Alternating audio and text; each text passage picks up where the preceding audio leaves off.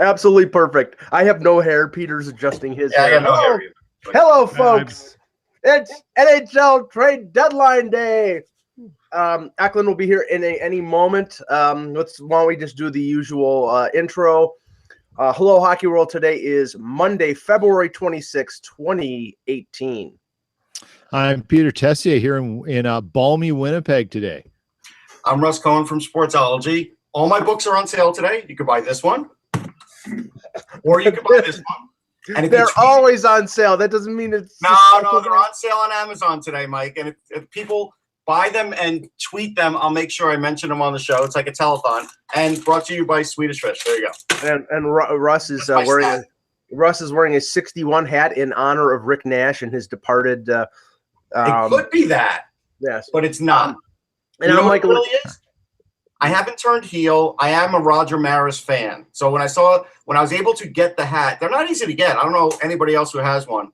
I said, okay, you know what? The movie wasn't great, but I like Roger Maris. Yeah, the movie wasn't bad. And I'm Michael Agello, and this is the Hockey Buzzcast here on HockeyBuzz.com. Eklund will be joining us. I believe we'll be also joined by Jan Levine a little later on, and we will be keeping you updated on all the news and happenings on trade deadline day. 3 p.m. Monday Eastern Standard Time is the deadline. Already had a move today, but we'll go through some of the moves over the weekend. But just this is up-to-date information, just tweeted out. Some interesting waiver claims, because there were a lot of waiver placements yesterday, and Mark Alt was claimed by the Colorado Avalanche. Okay. I had a feeling, I talked about Mark Alt, like a week ago, saying that he would be good for teams, and they waited for him to be on waivers. That, you know what? Alt could help them. I mean, I think he could play on and off in the NHL as a 6th or 7, and he does provide a physical nature to his game. His skating's okay, but he's a depth guy, and that's good for them. Calgary claims Chris Stewart. The well-traveled Chris Stewart. I can see that. That Calgary may not have any moves to make today, and that could be the only move they can make, given the fact that they don't have picks. And the only player, and what's come out of Calgary, right, is going to have to be a hockey deal. And if they're going to do a hockey deal, the only person they're doing a hockey deal with is Bennett. Yeah, and they probably don't want to trade Bennett right now because his value is down. I mean, I still think he's a good player. I still think he can be a good player, but I just don't know whether they want to trade him at the lowest possible value. The other one, Russ, which will interest you, is that Johnny Oduya was claimed by the Philadelphia Flyers. Yeah, I mentioned that they might get a depth defenseman, and Johnny Oduya is a good claim for them because they have a young decor, and he definitely would add some stability to that. Some will, in the Flyers world, will see this as now he's blocking Travis Sanheim, and yeah, he is. Because they want Sanheim to play first pairing minutes, first power play minutes, everything he can in Lehigh, playoffs and otherwise. This season's not for him in the NHL. So I think Johnny Oduya pretty much proves that point. And that's good. I mean, it's somebody they could use. I think he'll get regular time with them, but you never know. I mean, maybe he'll spot in and out. We'll see. Yeah. You know what? It makes sense. I haven't looked up Oduya's contract. I can't remember if he's a UFA this year. I believe he is. Yeah, he was a 1-year contract. So there's no risk for the Flyers in this. No. And you know what? Oduya's probably at that point where if he's in the press box, given the situation, he's going to be okay with it. It's he knows where his career is. He's got a Stanley Cup. He's an accessory piece, and that's not a bad move. There's some talk in Winnipeg on whether the Jets would want to try and bring him back, but I don't think that was ever in the cards. Yeah, I think honestly right now, because where the Flyers are like 9-0-2 in their last 11, I think Johnny Oduya is there, in case of break glass in case of emergency, and Johnny Oduya will pop out if the Flyers have a big injury on the blue line. I really think that's the deal. Okay, Elliot Friedman is reporting, and this just broke literally seconds ago. Ryan Hartman has been dealt along with a 5th-round pick in the 2018 draft by the Chicago Blackhawks for Nashville's 1st-round pick in 2018. Victor Edgel and Nashville's 4th in 2018. So Nashville is getting a young player, RFA under control, who I think is a pretty good player, Russ, but they paid a significant price to get him. Is this also because Chicago doesn't want to have to deal with his next contract? That's what it sounds like to me, because they love Ryan Hartman. I mean, when they drafted Ryan Hartman, I mean, Mark Kelly was all in on him. I think he's a terrific player. He's a guy who scores 20 goals a year. He's tough. He can play in a lot of different situations, PK and otherwise. I don't like this deal for the Blackhawks. I don't care if they got a first. This just smacks of, hey, we can't sign this guy in the future. So you know what? We're just going to have to deal, and we'll take the first. It'll look good. But they gave it away, a proven commodity. This is unlike the Blackhawks. This is what tells you now that the Blackhawks are pretty much in cap hell, because now they're getting rid of guys that they're thinking they can't even sign for the future, which never used to be a problem of theirs. But now it is. That's exactly it. And this is, this is the lesson right now for teams going forward, that when you get franchise players in Taves and Kane, a franchise defenseman in Keith, and whatever Seabrook is, you can't get beholden to them to the level that Stan Bowman did. Yes, they won 3 cups. You can't take that away from them. But now it's coming at a dire cost because they can't do anything. And Hartman's the kind of guy that a team needs to keep, particularly like Chicago, but it's just not going to work. Well, to a lesser extent, it's like, and before I say the name, Russ, don't jump on me, Brandon Saad, but the first era of Brandon Saad, when Brandon Saad was on his entry-level deal or signed, I think he signed a bridge deal, and they were, they won the cup in 2013, and then they immediately had to trade Brandon Saad because they couldn't afford that $6 million, the demand that he was going to making rightfully. They couldn't afford that, so they traded him and got a number of pieces from Columbus, including Anisimov, and then ended up getting him back because they couldn't afford to re-sign Panarin a year more down the road. And that's the thing. It's always now, they're making these preemptive moves because they can't afford these players, because you've got Taves and Kane making 10.5. You've got Seabrook, who's declining, making 7. You've got Keith making 5.5. And you got Crawford making, I think, 6. They've had to move Jarnolson out. Now they're moving Hartman out. And, it's a mess. And this is – go ahead. I want to address something. Blackhawks 61895. That's a great login. Maybe I would have shortened it a little, but okay. That's a great handle. But here's the thing. He's saying, wow, they got a first for Hartman. Hartman was a first, and he's developed. I want to just let people know how much it costs a team to develop a player. From the time you draft him, you bring him into, your rookie camp, you bring him back in every year. You bring him into training camp. You eventually get him through the system. He plays for you. This is a very big cost. Like, it is the same kind of cost to train an employee. Like, I used to be in management at a corporation. It's very similar. So because you got a first, and I honestly don't know Victor Edsel from anybody. I don't, did he create the Edsel? I don't know. I mean, I don't think so. Maybe he's the great-great-grandson of the Edsel maker. But I don't know him. But the idea is, unless he's a star player, you gave away not only a first-round pick, but at least a third-line player. Maybe for them it's a fourth because they're a really deep team. A guy who could score 20 goals a year for hey, we're going to pick in the first round, and we hope this guy becomes an NHLer. That's really what you gave it up for. And if you look at this deal, I mean, okay, now basically I think Nashville is done because they've added, and I don't think Hartman's a top 6, but he's a top 9. They've added a controllable top 9, currently making $860,000 on the last year of his entry-level deal. Now they may have the cap room, and maybe there's something else they can do, but Mike Fisher. Well, they already added Fisher's $1 million. That was $1 million. Is that definite? It's definite. It was signed a couple hours ago. Okay. So that's less than $2 million. They had Fisher and Hartman. Their defense is fine. Yeah, they're done. They're probably done. But if something else pops up out there, they have I think they still have the cap room to do it. But I think they're done. I don't think they need to make any more additions. Okay. All right. Let's talk about some of the deals that were made since our last show.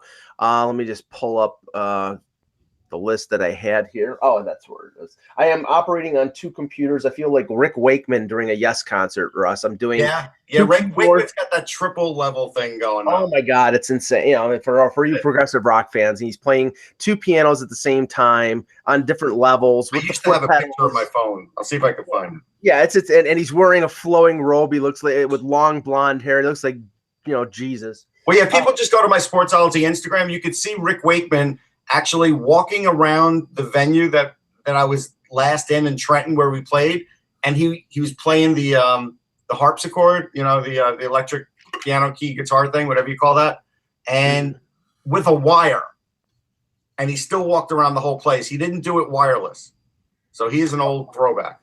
Okay, going back to Friday, the 3-way deal that got rejected. Now we were talking about it on the webcast, and then all of a sudden we found out that the NHL rejected it because of cap retention problems.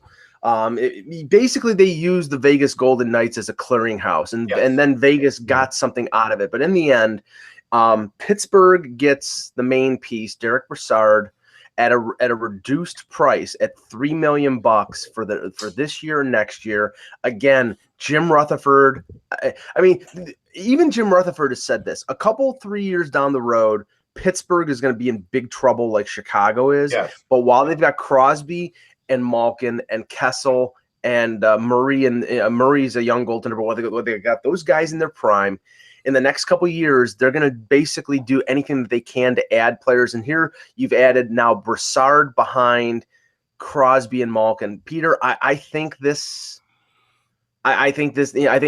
right now Pittsburgh vaults ahead of Tampa in the East again. I think so too. Given their experience, the fact that they managed to literally take almost half a season off, once sort of mid-January clicks in, all of a sudden, boom, Pittsburgh takes off. Like they've got it down to a science now. And given that, they've added Brassard, you see what Boston did. Boston knows who they have to go through. Given what they've done, I still like Pittsburgh in the East. And, we can only hope of the matchups that happen just for the possibility of some absolutely great hockey battles coming with Pittsburgh and whoever they face. And hopefully Tampa does something to load up too. Really, on this show, nobody's picked against Pittsburgh the whole year. No. We all said, hey, they're going to make the playoffs some way, somehow. And when they get there, they're going to be really dangerous. They've already started to, whip into playoff shape as we've watched them the last couple games. And this is no surprise to anybody. We all knew Rutherford would make a deal. This is no surprise to anybody. They're going to three-peat. I hope I don't have to pay Pat Riley a quarter for that, but I'm saying it. And because he owns the three-peat. Yes. What? Yeah. Hold on. I just see this can't be right. Trade alert, the Blues. Whose account? It says St. Louis here with the check mark. SAINT? No, is it verified. Is it Bowmeister? No, it's Stastny. That doesn't shock me if they actually did trade him. I've acquired a first-round pick, a fourth-round pick, and prospect Eric Foley from Winnipeg in exchange for Paul Stastny. Mother of God. Oh, boy. Well, there's your center. That's from the St. Louis Blues account. There is your center, Mr. Tessier. Mother of God is my response. Another Stastny in Winnipeg. I wish I could tweet that. When was there one before? No, there wasn't. I'm teasing. Another Stastny in Winnipeg. That's. Oh my God. Well, it's I don't even know what to say. I'll say it, Peter. He's not what he used to be. No. And according to Darren Drager, St. Louis retains 50% of his salary. Yeah.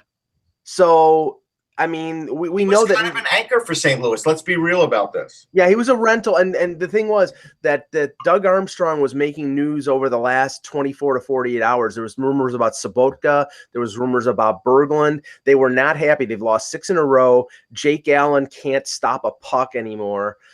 They've been relying way too long on Carter Hutton. There's talk about Bouwmeester being shopped too. So I mean, right now it's at the point where I think St. Louis is like, I don't think we're making it. So let's sell and get a return, and they got a nice return here. Yeah, they did. Eric Foley's not much to give up either. Fourth round and the first round was going to be 20 plus this year. Right. And the Jets have enough picks that they don't need it. Right. I agree. The thing about Stastny is, though, and Mike and I talked about this, we never liked the contract. But he was a guy that had a career year. He wasn't the fastest guy. He was always a pretty good on faceoff guy. A guy who could score goals, no question. A guy who's good in the locker room. So, but from the Jets' perspective, he could definitely help. But he's not a savior, but at least he's a guy who's an experienced guy with playoff experience. Russ, the third line looks like this: Ehlers, Stastny, Laine. Third, going to run with that. We're going to run with third line. Well, that's the third line. The question is, can Stastny run with that? That's the question. Well, I mean, anyone can run. Anyone can run with Laine. I mean, Russ, he's a good enough passer and playmaker that all he has to do is let those two kids fly. Yeah, you saw what happened. And look, when you get a little bit of a slower guy that plays with guys like that, they do have to wait for him on plays at times. They will, and we'll see if that is a deterrent. Peter, you've seen that with older centermen too, where they've got the young guys on the wings and the centermen sort of, a little bit slow up the ice. Well, this is one that's completely out of the blue, because I think out of the blue. Good one, Mike. Yeah, there you go. This is completely out of the blue because everybody was assuming, and up to maybe a month ago, everybody thought St. Louis is a playoff team. But if you looked at the standings on the weekend, I believe St. Louis is on the outside looking in. There was I know, and LA as well was, I think, a point out. Anaheim had moved into the top 3 in the Pacific. It's Nashville, it's Minnesota, it's Winnipeg, and Colorado's not going away either. So Doug Armstrong appears to have just read the tea leaves and says, I don't think we got it. And what's the point of not getting the most? And see, this is the deal that the Leafs are not going to make for Van Riemsdyk. Right. This is the kind of return they would get for Van Riemsdyk, but because St. Louis is going down and Toronto's going up right now, Toronto's not going to do that because they think that they have a legitimate chance of winning the Cup. We'll see. This is one of those that wasn't to the point of Matt Bolesky, but I remember we talked about this, not on this show because the show wasn't on, but I remember I didn't like the signing because Stastny had 60 points with the Avs, right? Since then, it's been 49, 46, 49, 40, and 40. That's really underachieving for the amount of money he got, but that's not Winnipeg's problem. No. There you go. Paul Stastny, 50% retained for 2018 first, a 2020 fourth, and Eric Foley. This doesn't preclude the possibility of the Jets doing something even more, because with them retaining 50% of the salary, I know they have a ton of room, but maybe they have a budget and they don't want to go over that budget. But if they were with retaining, I think it's 3.5 or 3.75 million on that deal, then now Cheveldayoff has a little room to work still. I think from the Jets' perspective, it's good. I think from the Blues' perspective, it's telling, because I think they felt like he was sort of an anchor. Like he just wasn't pulling his weight. Okay. Go ahead. Here's the thing about this, Russ, correct me if I'm wrong, but I don't think Eric Foley has a contract with the Jets. I haven't looked it up yet. I got to look it. I'm not sure. He may not. I'm not sure. I think there was concern that he might go back into the draft. Now, I don't know, not draft, but you know what?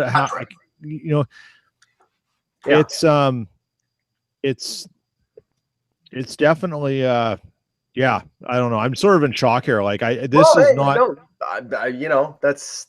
not allowed to be happy in Winnipeg, but it's something that was talked about the other day, and a guy on another board, this got bantered around, put up a trade proposal of the Jets send Stastny, the 2018 first, the Jets get Stastny, their 2018 first, Patan, Dano, a fourth, and Foley. I put it up saying there are no words, just kind of a funny thing because that's just gross overpayment. But one of the best followers, one of the guys to follow for Winnipeg out there, who's very cutting in his analysis, is Robert Cleve, who's done a lot of coverage on the Flames over the years. He said, you take out the middle of that's not a bad deal. And then a day later it happens. It's kind of interesting. I don't think there's any inside. Foley doesn't have a contract because he's still at Providence, so he'll sign, I guess. I guess this is they're trading his rights because he doesn't have a contract. Yeah. All right, let's go back. Let's go back to the Brassard deal. I think we covered the bases on Pittsburgh. Well, I do want to say this. Providence is a good team, and Foley is a pretty good stick handler with pretty good speed. He has a good one-timer.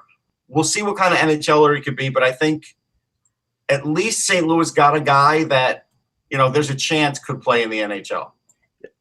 And he may want to be in St. Louis or in the U.S. more than he does in Canada too. Right. So they're doing the right thing by the prospect, actually. Yeah. Now, absolutely. The Vegas perspective of that deal was the retention of the $2 million and the acquisition of Ryan Reaves. Yeah. And from my perspective, and I'm a Neanderthal, so I'll go down this road. Vegas. Oh, you're with Don Cherry. Don Cherry already went down this road. Well, I don't know. I don't listen to Don Cherry, but I'm telling you, people have told me. I know. But let me get my point out, please, first. Ryan Reaves is a heavy player. They're going to come up against Anaheim and or Los Angeles, Vegas, if they make a run, which I still think is improbable, but I think they have to plan for it. And Ryan Reaves, the presence of Ryan Reaves, I think helps you against bigger teams like LA and Anaheim. He's not a great player. He's a fourth liner, but he did serve his role well in terms of protecting Sidney Crosby at times during this year. So I do buy that, because I did hear that Don Cherry said that. So that's fine. And that's why I think, is that worth retaining $2 million in salary when you can retain that at the drop of the hat? Sure. So I don't think it's bad in the terms of what Vegas got for that little part in that deal. Yeah. So let's see. Go ahead, knowing Peter. a little bit about what Vegas is up to and having, getting a little bit of word from there. And Mike, I mentioned this to you the other day, privately. It appears that Kelly McCrimmon was pushing for Reaves heavily. He coached Reaves and Brandon. So there's a relationship there. And seeing how fast they got him into the lineup says a little bit about, yes, there's some oddities with this deal in terms of the money and how they fit in and how they need it. And that a lot of people say, well, I don't believe Vegas went out looking for Reaves. Well, they didn't not look for him. Let's put it that way. And it's believed they've been wanting him for a little while now, and they got their guy. Okay. So with all due respect to Ryan Reaves, who is definitely a good guy, we'll get that out of the way. Yeah. In 36 career playoff games, he has 1 goal. That's his only point. How much time on the ice do you think he's averaged in those playoffs? Oh, like 4 minutes. 756. I'm sorry. 756 is not worth it for me to put a guy in my lineup in the playoffs just so he plays heavy for how many shifts is he going to play? 8 shifts? I think more. I think more than 8 to 10 shifts. I think more than that. And just as we're talking here, one of the players that I thought that he might cost the position of, or at least in the lineup, it was Brendan Leipsic, the former Leaf prospect. And Brendan Leipsic just got traded to the Vancouver Canucks for a Swedish defenseman named Philip Holm. I believe that's kidding. Yeah. What's that?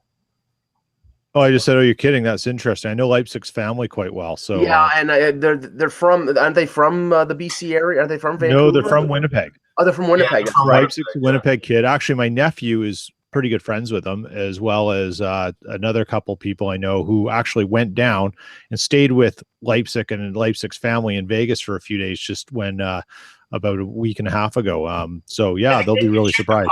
But he just never has gotten a chance. Hey, Ak. Yeah. Ak, you there? Yeah, I'm here. How you guys doing? Good. Excited. I just kind of wish Leipzig would fully get a chance somewhere. You know what, Russ? He actually was very, and Mike can back this up. He was very well received in Toronto. I understand why he was gone. The one thing I think would be really interesting is if you could get Leipzig and Patan back together. Oh God, you guys got this Leipzig trade, right? Yeah, yeah. We're talking about it right now. Okay, cool. Sorry, I'm just that's good. I'm catching up. Sorry, running into this current conversation. Sorry. Well, this is the thing, Peter. Very high skilled kid. very, great speed. The question in Toronto was the durability, because he got concussed a couple times.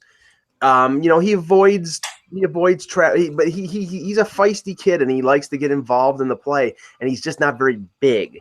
So it's tough for him, to play that type of game and take that kind of punishment. I think he's an NHL player, and I like this acquisition from the point of Vancouver, because he's a speedy guy, and I think, and he's got the skill to, I think, maybe be a bottom six forward in the league. And maybe there was just too many things going on in Vegas where, he didn't get, I thought he had an opportunity there, expecting them to be a team that was going to be at the bottom of the standings, to be a top 9 and get a chance. But now that they're at near the top of the Western Conference, that's not going to happen. So, and I don't know much about Philip Holm other than if that was the deal, because Philip Holm was on the radar for the Leafs during the summer as a Swedish free agent defenseman. So just jump in for a second, guys. I was just told that Winnipeg Jets have jumped into the Ryan McDonagh sweepstakes. And you know what's interesting? Yeah. I just had someone yell in my house, Enstrom just got injured in practice. Okay. Really? Oh boy.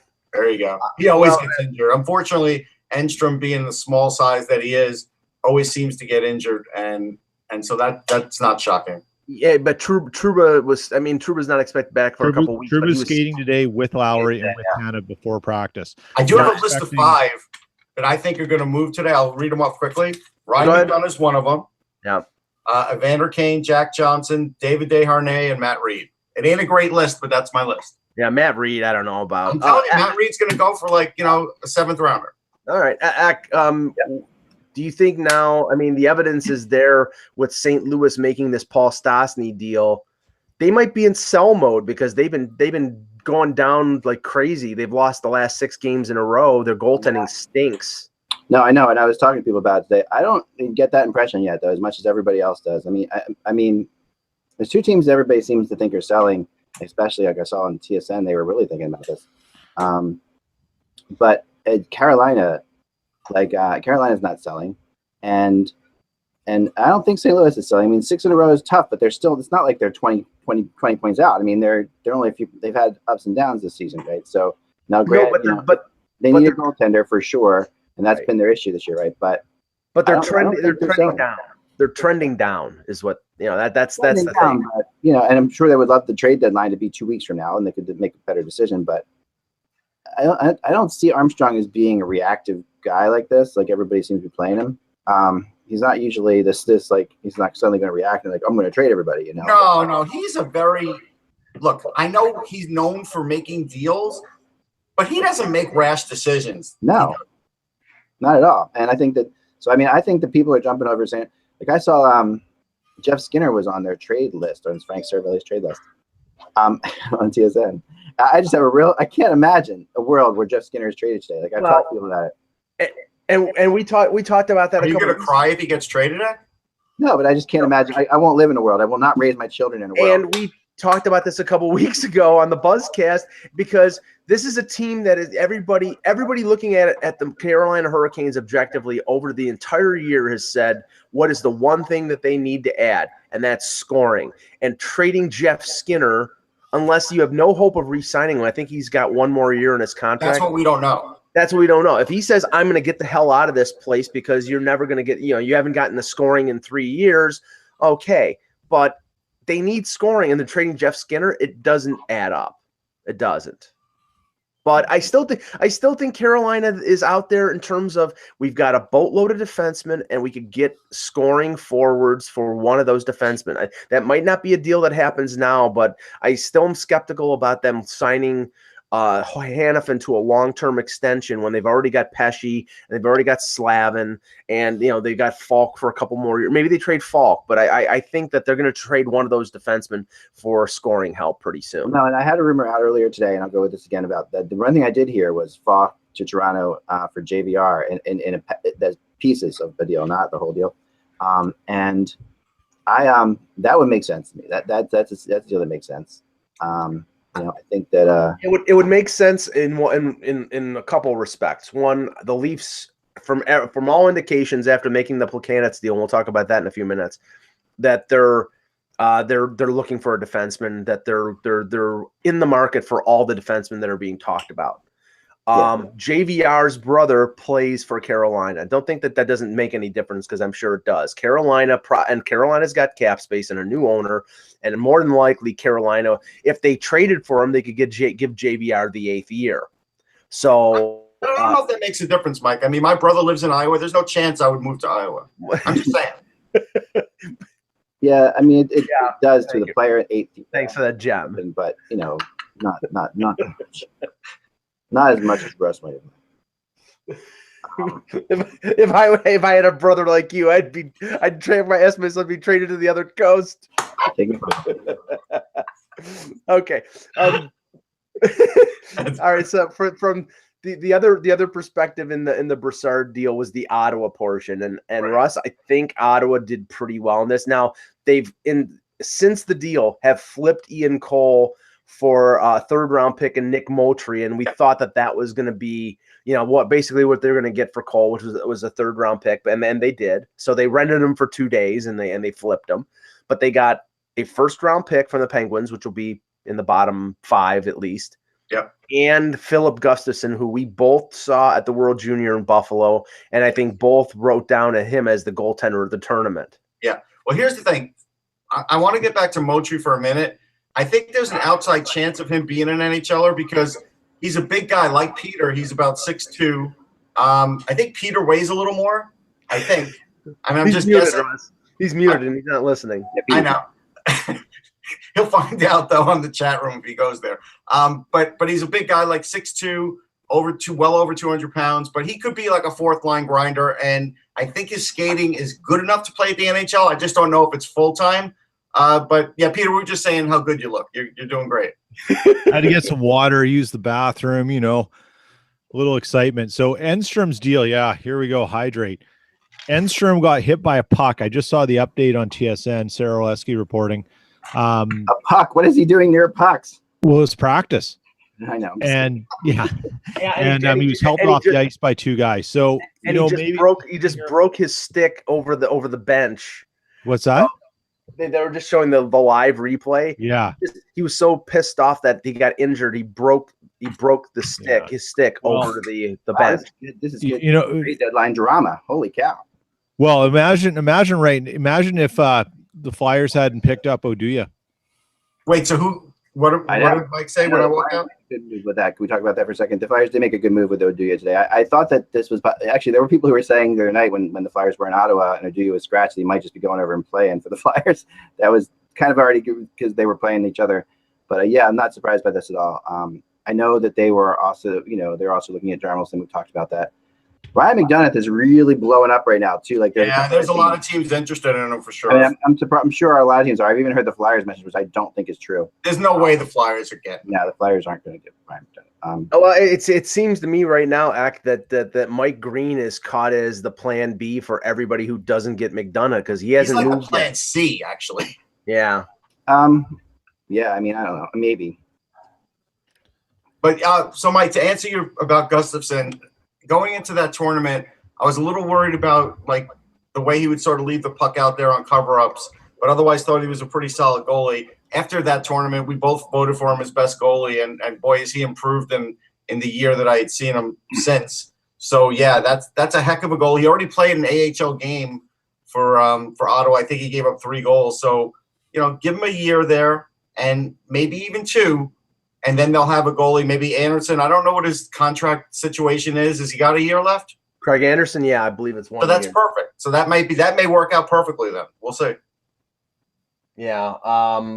And I suggested that Craig Anderson could be, one of these guys. Actually, Craig Anderson signed an extension. I think it was early this year. He was up after this year. He's got 2 more years at 4.75 million. We'll do better. So 2 years from now, when his contract's up, they've got Gustafson. That's a smart move by Pierre Dorian. It is. Because there's nobody in their system. Like they really needed. I was just on my last trip. We were talking about Ottawa really needing a goalie, and now they got one. Yeah. I mean, so the Stastny stats and stuff you guys talked about already, I'm sure. Yeah, Peter was the one who saw it, and his eyes got as large as Well, what was funny was it was the St. Louis Blues account, and I'm making sure I'm not getting punked by, there's a blue check mark, but it was their account. That's when I first saw it. I just about fell over. Well, it wasn't Boob McKenzie or Smart Insider Man or Hockey Insider or any of those, Yeah. My goodness. Okay, so let's continue to go through some of the deals over the weekend. Yep. The minor deal between the Islanders and the Edmonton Oilers. How does Brendan Davidson get a 3rd round pick back? That's what I mean. Honestly, if the Islanders don't do more than this, their fans are going to be upset. I can tell you right now. Well, I touched base with the former hockey buzzer Dan Petru and asked him what the Islanders were going to do, and he said nothing. And I said, there's going to be you think there's one billboard outside of the Barclays with asking for Garth Snow to be fired after? If they don't do anything at the deadline, there'll be 10. Yeah, they're a very unhappy bunch right now, and because they're on the edge. The Islander fans are on edge. It's like this is the best offense they've seen in years for them, and the defense and the goaltending is the problem. The addition's just not enough help. It's just not. Yeah, I've seen Brendan Davidson play enough with for Oilers, with Montreal. He's never struck me as anything more than a 6'7". Yeah. And there have been starting defensemen who were traded for 3rd round picks. So Ian Cole was traded for a 3rd round pick. He won 2 Stanley Cups. So I don't get this. It's too much for an insignificant player. Yeah, it is. I don't. Yeah. I don't understand some of these things, but a lot of the deals like this and stuff you've seen where there seems to be a detachment from how certain organizations value players and what they look at. And I think this is another example of that. I don't have much more to add on it, but that's really kind of what it is.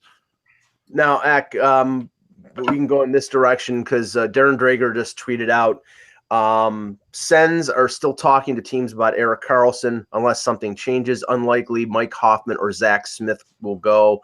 I've heard they're not trading Pajot after they traded Broussard. There's Drager saying offers are not good enough for Hoffman or Smith, which they have term left in their deal, so they have a lot of time with them. I never put Smith on my rumor chart because I heard that there was just I just didn't even think that was possible, even though he was up on that trade. I would hope and like to think that they're not going to trade one or the other based on which one brings the best return. Yeah. Because for me, I would just keep Hoffman and trade Smith because Smith is another guy that had a career year and he's a decent player, but he's not going to score the kind of goals he did 2 years ago. Well, I think Russ, what they're doing is once they traded Broussard, I think it was Broussard, Smith, and Pajot, and they trade one of them, and whoever they got the best return for him, because Broussard, has a history. He's a veteran guy. He's only short term, another year, now $3 million instead of $5 million. That was the one they could move the easiest. Their plan might. In 2016, he had 25 goals. Then he went down to 16. Now he's down to 5. He's 29 years old. That's the guy you got to move. You can't move a Hoffman. If you move a Hoffman, I get it. I know they've got Logan Brown. I know they've got guys coming. But you know what? You can't move a guy like Hoffman. You need to keep some of these guys. They're not going to have enough to replenish everything. Now, Russ, the interesting thing left the ice with an apparent injury today. How about that? Who's that? Matt Murray from the Penguins. We'll see what kind of injury it is. They still have Jerry, so I'm not that concerned. Yeah. I took Aaron. That's hurt a lot, though. We have to be fair about that. I know definitely, and these are these are things you never know. But I took Aaron Dell off the trade chart today because I was just told there was really no place left for him to go. There was no place that you could possibly that was really looking for a goalie. I don't buy that, but the San Jose's has their own concerns about injury because Martin Jones was out for a little while. So, and their playoff positioning right now is tenuous because they're 2 points ahead, 2 points ahead of the Kings. They should be. It was surprising that they traded a couple minor leaguers Bolig and Grozenic to Nashville. I think it was just a move to get 2 contracts out of the way. Over the weekend, they said Joel Ward was being asked to wait to give them their list for a trade. There's something going on there with San Jose. Were they looking to make a move? I don't know what it is. Well, they need scoring from somewhere, right? Yeah. Well, Joe Thornton is out for the year. They have a lot of good points, right now. They're not. This is a good team, and they're really. And people just keep not recognizing it. It's an okay team. It's not that they're a bad team. It's not like they're home and cooled out and they're in the playoffs. They're 2 points ahead of falling out of the playoffs. The playoffs. What's that? The Sharks are making the playoffs. Well, so you're making that a guarantee. Can we mark that down? I am making that a guarantee for you. The Sharks are going to make the playoffs. They are. They really are. Okay. That's my opinion, but I think that right. When I watch them play, they have such a great defense. That always helps, of course. They're in a conference where having a great defense, and they're in a division where having a great defense is good. This is why defense is really good. Their fourth line's very weak. Their third line's okay. Yeah, and I do think that they are being aggressive about doing something. They are not going to get Karlsson. But that's Now, what did Drager say about Karlsson? I'm sorry, I missed that kind of. He said that they're still taking offers on him, but I'm skeptical. We're inviting, and we bring Jan Levine onto the show here. Hey, Jan. Hey guys, sorry about that. A wee bit of a crazy day. No problem. And I want to don't say. No, I've had enough with the craziness of the trade rumor. Thank you very much. What I was going to say is for the Sharks' perspective, I would, that third line. I like Tierney and LeBanc. If you could push Bodger down to the fourth and get a real winger for that third line, then maybe we'd be talking. Now, Jan, I wanted to ask you this because on one of the shows before we started, they were talking about the motivation for the famous letter regarding the Rangers was not Sather, was not Gorton, it was Dolan, and that Dolan is the one who is basically saying, I want to rebuild this team, so start trading. And we're going to talk about the Nash deal in a minute, but if that's the motivation, then I think that it's more than likely that McDonagh gets traded, because if you get an edict from the owner saying, let's rebuild, then you're going to rebuild. Yeah, absolutely. It came out obviously today. I think John Shannon is the one who kind of revealed that news that that quote unquote I don't know if a full tear down is the right way to refer to it, but clearly a rebuild is in order. And his viewpoint is he wants to win a championship, and clearly they came close against LA. Mm-hmm. While it was a 5-game series, two of the games went to double overtime. One game went to overtime. They had leads in the 3 games that they lost, other than game 3, which they lost 3-0. Mm-hmm. Obviously, we'll get to the Nash point, but Nash's enduring moment is going to be Slava Voinov's stick deflecting the puck just over the crossbar. Because if he scores, I still think they come home and win Game 6 and go back to LA for Game 7. I think that's very flowery. I'll be honest. I never thought they were going to win that series, but okay. Okay. Again, I think, my view on Alec this. Martinez killed him. That's for sure. Alec Martinez, goaltender. Lundqvist made that series go to even 6 games. He did. He extended it. That was crazy. Lundqvist was out of it. Quick played well as well. Again, look, a good goalie will help you win, and they relied on Lundqvist a ton that series, but they still had enough offensive firepower to potentially win that series. LA was the better team. Right. As the best team doesn't always win, but getting back to the viewpoint, look, if Dolan's the one who came out the mandate, and part of it could be triggered by seeing what's going on with the Knicks as well this year, right. Because every year they've gotten off to a good start and collapsed, and now Jackson's gone, and this was the year that we expected some growth, and now with Porzingis gone, and you don't know what's going to be.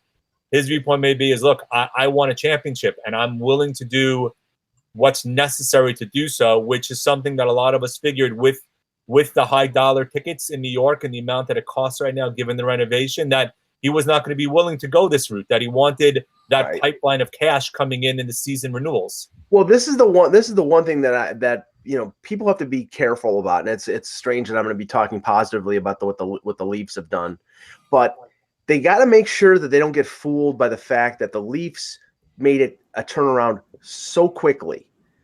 they within It 2 wasn't years. painful at all, Mike. It wasn't painful at all. The Leafs turned around. It was No. What was painful was was the friggin' decade before when they wouldn't tank. I'm just saying, That was painful. Break. I'm sorry, man, but that's like to say the Leafs made a turnaround quickly and then it's easy, and that some team would want to follow in that path. Nobody in their right mind would want to follow in the path of what the Leafs did. I mean, that's what was painful. Except for the Pittsburgh Penguins. How about the Penguins? They kind of did. Well, what you do is, as my friend has always said, you field an if you field an AHL team for a decade, you will win a Stanley Cup. That's the bottom line. But that's what happened. I mean, Edmonton proved that that's actually not true. What was painful was two general managers in a row trying to plug up a bullet hole with a Band-Aid, and that's what Brian Burke and Dave Nonis did. And thank God, when Brendan Shanahan came in and recognized that this team was a complete and utter train wreck, that the only thing to do was blow them up and restart, and they did. I'll say this for Jan, then I'll let Jan continue. As somebody who intently watched the last Knicks championship in '73, and I saw the one in '69 too. I'll believe it when I see it for the Knicks. At least they have better people in place for the Rangers, so I think there's a lot better chance for the Rangers than the Knicks. Look, I've been a Knicks fan. I was one of those who watched religiously in the mid '90s. I was one of those. Obviously, if I think of John Starks 2 for 17 killed them, and I know it's not a basketball show, but trust me, I have the warts very well. Can we talk about this in March? Let me get back to the Rangers. So in terms of the teardown, right? My viewpoint on this is there are pieces on this team that don't necessarily have to be moved. It depends on the direction in which you want to go. And I mean, look, I still think with Heatle and Anderson, there's two good components there. You all depends on how far do you want to cut. Are you getting rid of a JT Miller? Are you getting rid of Zuccarello? Are you getting rid of McDonagh? I mean, McDonagh they're getting rid of, yes. But again, let's this way. Russ, you were at the game. You were covering it. I was at the thing last night. It was starkly noticeable, and this is a really bad move by the Rangers organization not to have your captain there. I don't care if he is on the block. That was crazy. I agree with you. One of those events that the Garden does a very good job on, and for your captain not to be there is really embarrassing and a bad move by the organization as a whole. Go ahead, Ak. No, you're right, 100%. I totally agree with that, because I mean it was very strange that he wasn't there in the first place, and that to me that there was all kinds of rumors going around about he was trying to go there. He deactivated his Twitter account. That's not a rumor. But again, given all that's been going on, I don't really care about him deactivating his Twitter account, because honestly, look, what we fail to realize a lot of times, and we've talked a lot about, there is the human component of all this. Sure. Oh, there is. Very human. We're going to read a text from the general manager. Okay. Go ahead. General manager on McDonagh, on the McDonagh situation. Okay. So I wanted to read this out. Yeah. Go ahead. Asking if I could. I said, this was asking yesterday. I said, do you think McDonagh gets done today? This was me asking him yesterday. Okay. Yeah. The response was, I doubt it. I think the Nash deal will up the price. I still don't know why he would trade a 20-year-old solid D-man. They need him to rebuild. It's nuts. Maybe they are just fishing. Not 20, but 29. 28. He's a 28. Sorry. Yeah, he's turning 29 in the summer. He's got 1 year left in the contract. And the question is for the Rangers is, do you sign this guy who's been a great player for you? Do you sign him for 6 or 7 years at $6 to $7 million when at age 30 and 31, most defensemen are starting to go downhill? Well, But this brings me back to my theory on this whole thing, and then I'll let you guys talk and make a call. But this brings me back on my theory on this thing, that the Rangers are doing this all to gear for Erik Karlsson. I don't think so. I don't think so. I could tell you after being there yesterday, that is not the feeling from people that I was speaking to, just the feeling around the Garden. I would be surprised if that's the route they go. Right, but let's look at the Rangers for a second. This is a team that, look at them like a teenager with a credit card. I mean, this is how the Rangers, Flyers, there's a bunch of teams that are like this. I'm not just talking about the Rangers. A lot of teams do this, but they will have so much cap space if they clear out all the things they're trying to clear out. Yes. And there this summer will be sitting Erik Karlsson. Yes, right, but they've changed a little bit. They have. Right. And that's the thing. If you're going that route, in my opinion, and Russ may disagree with me, then go towards John Tavares. No, I wouldn't disagree. I talked about it a year ago. I agree with you. Number one center. Everybody's talking, oh my God, we need centers, we need centers, we need centers. You know what? There's a guy who's a local product who knows the area, who can handle the media. He may not want to lead the Islanders, but if you're going to go whole hog and take your chips and move it to the middle table, then go to the guy who's played locally and a guy who would be your number one center. And not the guy who had 30% of his ankle shaved off last summer. This is the thing. I think we can't get stuck in the the mentality of what the Rangers have done in the past, because I mean, based on what's come out in the last 24 hours regarding Dolan and the direction they want to go in, I don't think we can go back and look at them. I mean, we got Doug McLean on Sportsnet saying, "Oh, the Rangers can't rebuild. They're the New York Yankees of hockey." No, they're not the New York Yankees of hockey. They're the Boston Red Sox of hockey. They've won one championship. And the Red Sox have won a couple more. They won one championship since 1940 and 1994, and that's it. Now they took a good run at it, Jan, and I think this has been a good team. And I've always been very favorable to the Rangers because I like the composition of the team. But they're getting to the point now where they have to do that retool, rebuild, and I don't think that just because they're an original six team and they're on Broadway, that doesn't preclude them from reshuffling and going bad for a couple years. You mentioned the Yankees, right? And the Yankee fans would not necessarily live through rebuild, and give Brian Cashman credit because he did a heck of a job in terms of melding components that they had already with new components. And that's what I'm basically fostering now. Take pieces that you have, determine which pieces are pieces. Look, the big thing that's come up lately is with them getting Ryan Spooner. In my opinion, Miller, Hayes, and Spooner is a pretty good third line if you kept them together as a third line. But I'm also very cognizant that the three of them are very similar type players to one another, especially Hayes and Spooner, each of which are pass-first kind of forwards. One of those three could be moved to bring on somebody else. You don't necessarily have to tear down your team, but if you're going to go that direction, then by all means, tear the heck out of it and rebuild it back up from scratch if you get enough draft picks and if you're willing to stay the course. And the question becomes, Dolan can say that now, but when March 9th comes around, and season ticket holder renewals are down because people don't believe in the path of this team, is James Dolan going to be willing to maintain the focus that he has now of, I am going to take the pain for 2 to 3 years to have a 5 to 7 year run again?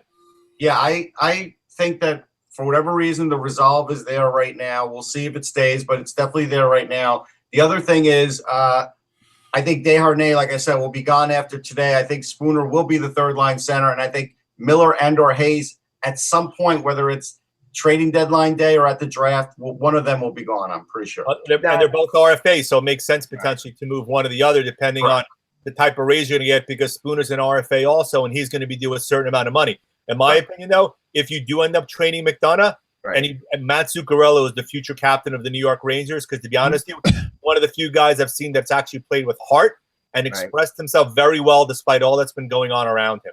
Yeah, that's what's been echoed from the fan base. The fans do want Zuccarello as captain, and I agree with them.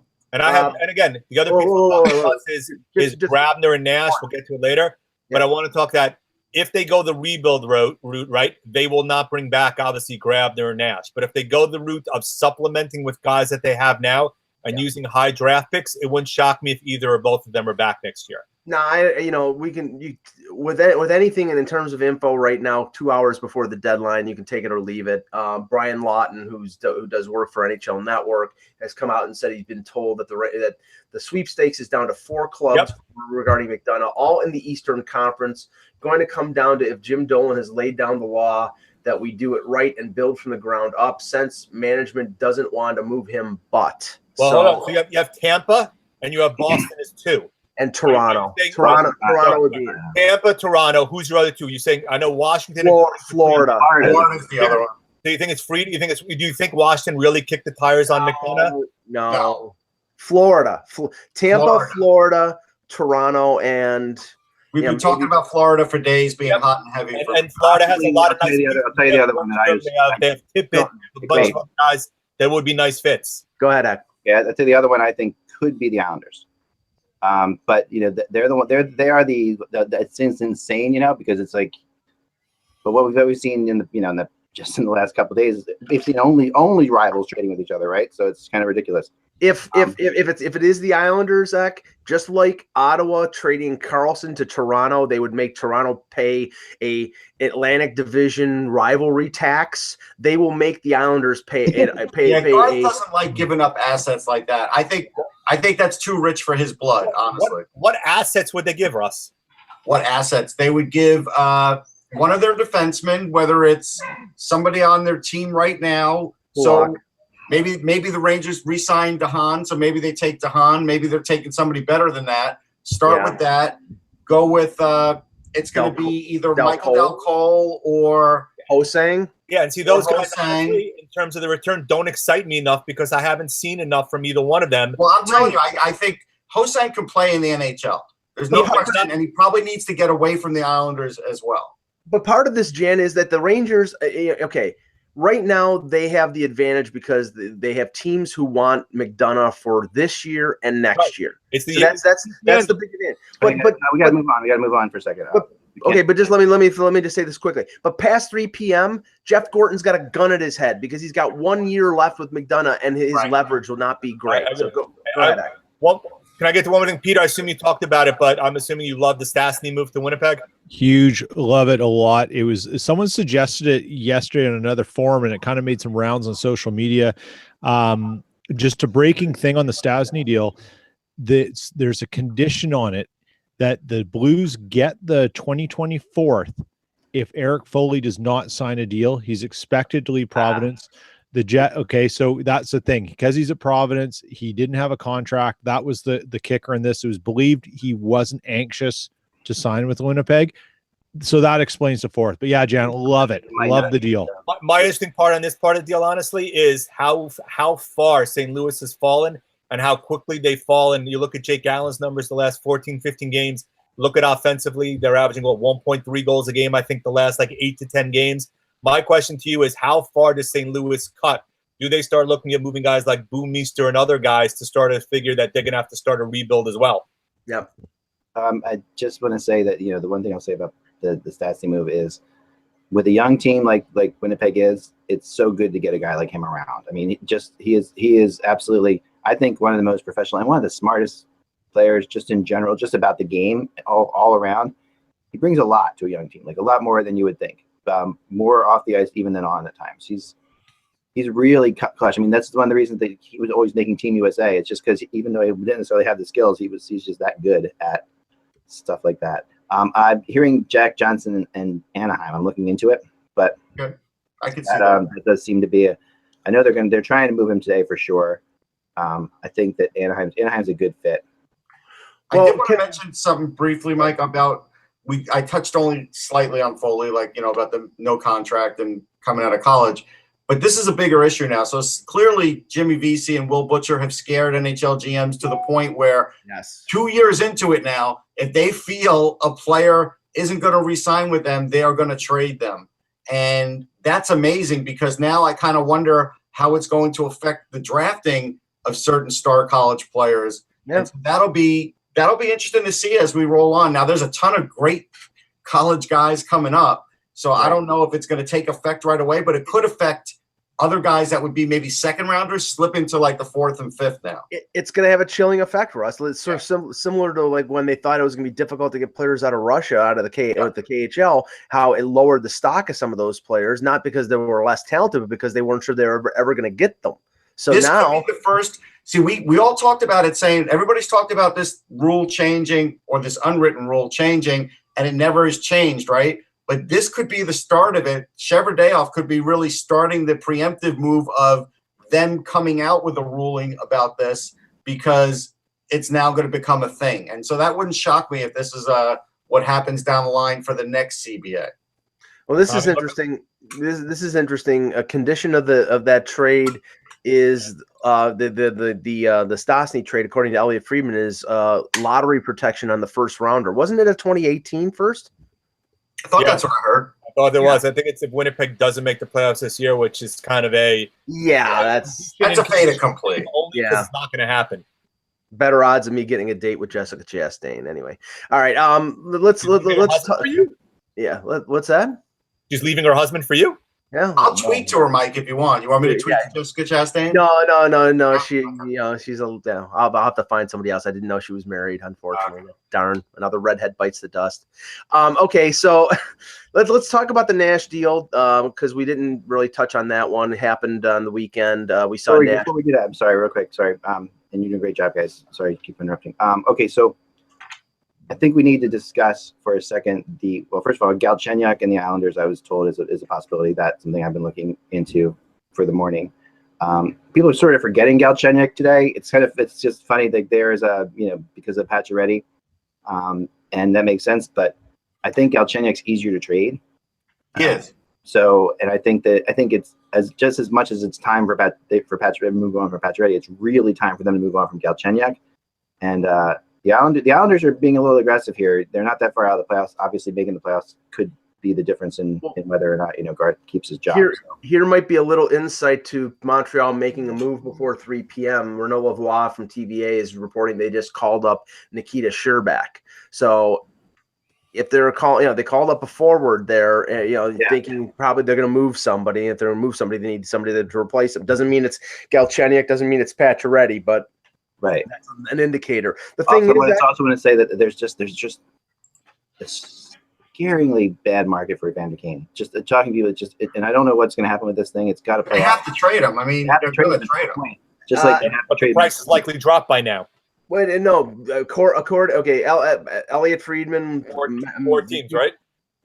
Hold on a second. Elliot Friedman mentioned about an hour ago that originally the Sabres were looking for a first-round pick and sort of a grade B prospect. Now they've sort of adjusted down to a second-round pick and a grade A prospect. So I don't know whether that's really adjusting, because I'd rather have the grade A prospect who's already been drafted. I think that's sort of a shell game in a way, but adjust that again. I'm sorry. That's not. It's just not there. And Mike Green tried really hard to play yesterday in that game in Washington, but he never could play. And that the issue was the injury. He wants to play. He wants to be traded. He wants to go someplace where he could win. But I don't think it's really that bad. I think people think that Mike Green's going to be okay, and I don't. But I think that they're not looking at a first-round pick for him either. I think you're not. Unfortunately, the team he goes to won't be okay because he can't play defense. That's I don't think you're going to see a first-round for either. And later I want to get into how Karlsson and how the Karlsson and Pacioretty thing have really screwed up. These players are really screwed up by it right now. More so than any one player I've seen in a trade deadline. Both of these guys have got caught up into this to the point where it's affected them. I think it's affected Karlsson ever returning to Ottawa. Like I don't think it was possible. I thought it was possible before he could. I don't think he can now. I don't think. Well, I don't think it's affected Karlsson's relationship with the city of Ottawa or the fans. No, not the city of Ottawa at all. But I think the city of Ottawa empathizes. I don't even think it's the team's fault. I think some of this is the media's fault of putting Karlsson out there in all these rumors constantly to the point where and they would only. This is my theory, Peter, and correct me if I'm wrong, because you're as the Canadian in the group. Ottawa Senators are the only team they would do this with. That the Canadian media would do this with. The Canadian media is fine because think about what's going on with Pacioretty. Okay, Pacioretty's situation is not that much different. No one's saying anything about Montreal. And no one's and it's just crazy how. I think part of the reason it's happening in Ottawa isn't because it's Ottawa media. It's because of the Ottawa Senators. And how Eugene Melnyk has done things in the past, how he's treated people. He has forced this dynamic to exist in Ottawa, and that's the biggest implement. And so when Karlsson came out and made that comment about what happens as a UFA, I can't remember what it was. No one wanted to go put it in perspective and look at things. They wanted to pile on, and it was more of a pile on at Melnyk, but they had to do it on Karlsson's comments. But it's a domino effect. It was the comments of Turris's wife after the trade about negotiating a contract extension, all those things. That then Melnyk's comments before the Montreal-Ottawa game, the outdoor game, then Karlsson's comments. It's all. I mean, everybody contributed. And then there's the other one that we haven't mentioned that we don't know if it's credible about the Uber. I wasn't going to mention it because but there's the thing. I mean, we've had one quick thing, Rod. So John Shannon's saying he's confirming interest from both Anaheim and Florida on Max Pacioretty. Yeah, Florida I've talked about a lot, and they're definitely trying. But doesn't Pacioretty only want to stay in the East, much like Plekanec? Pacioretty wants to live in Florida. His family's his wife's from Florida. He lives in Florida all the time when he's not in Montreal. He has basically told them. I mean, if they. I think they are. This is my theory. This is just a theory. I've talked to Florida a lot about this, but my theory is that he has told Montreal that he's not re-signing there. And where I don't think this has happened with Karlsson. I think Karlsson didn't tell Ottawa he wasn't resigning there. Right. But I think Pacioretty said, we're moving to Florida. Like that, he's going to sign in Florida. It's whether or not Florida wants to give up enough to get him now, or just wait for him to become a free agent. That's how I see it's going to play out. I mean, he's a kid from Connecticut. Eventually, he'll move to Florida. That's obvious. Exactly. That's the law. Are you Luongo friends? It is 60s, Russ. His wife's there. His wife's Not everyone moves to Florida. Really, his family's a big thing with them. It's really a big. He wants to go to Florida. But there was one person, I wrote it, I think I wrote it yesterday, but there was another GM who said they have to get him the hell out of there. Meaning that some things have been said. And if you're watching the trade deadline stuff earlier today, you got this impression too that there's something bigger going on with Pacioretty in Montreal, but it's not anywhere near, my point is it's not getting anywhere near the up in your face thing that the Ottawa Senators and Karlsson is. But Pacioretty isn't Karlsson. Pacioretty, he's great, but he's not Karlsson. No. Yeah, but let's take it through people who are. Okay, the three biggest free agents, the three biggest players we've had in Karlsson's situation are Stamkos, Tavares, and Karlsson. Those three guys are all elite players. They're all in the same. They've all been in the same boat. They're playing out their final year. Parise. No, but these are guys who are playing out their final year, superstars, right? Matt Sundin. All right, but recently, and the way Tampa handled Stamkos was. Okay, they were very cool about it. You never heard anything crazy, right? Because inherently they knew that Stamkos wanted to come back to Tampa. Ottawa knows that Karlsson wants to come back to Ottawa. Now with Eugene Melnyk as the owner, he doesn't. No, but then the Islanders have handled this, and Tavares have handled this incredibly well too, I think, and that's going on. I'm really impressed by that continuing situation, how they're handling that. I want to say this: I was in the Montreal locker room a week ago. Pacioretty was interviewing. Actually, he was one of the few guys that was correctly critical about his team, saying that they were fragile. And so I can't imagine that Claude Julien would really want to get rid of a guy like that, because actually they need more players like that and not the ones that just think everything's going to be okay because they're in Montreal. Well, okay. Well, while we have a lull here, let's just touch on the two other big deals that happened. And then we're probably going to start getting swamped with trades and while we got Jan on the line here, because I think you have to drop off and come back on later. Yep, the Nash deal on the weekend. I think that Jeff Gordon should be overjoyed at the return that he got. Now that there was some salary retention, which was expected because Nash's contract was nearly $8 million. But I think they got a pretty good return. They had to eat a little Bolesky's contract or take Bolesky's contract on. But all in all, I think they got a lot more than I think anybody thought they were going to get for Rick Nash. I mean, I think I graded the deal, and Russ and I had some chats on Twitter on this together. I think give him like a BB+ on this one. So really getting the first round was a key, and if Boston doesn't go to the conference finals, that first round looks even better because it moves up into the 20 to 24 range. In terms of their prospects, clearly a lot of the talk originally was on Jake DeBrusk, especially because his father had played with the Rangers, but that was viewed as kind of a pipe dream. Then you started going down the list. You had Ryan Donato, who played well in the Olympics. That would have been a nice guy to get. Then you looked at Trent Frederick, who was another guy who was in the World Juniors you would have liked to have gotten. Then you started looking at Jake Zboril, another guy that maybe they could have gotten.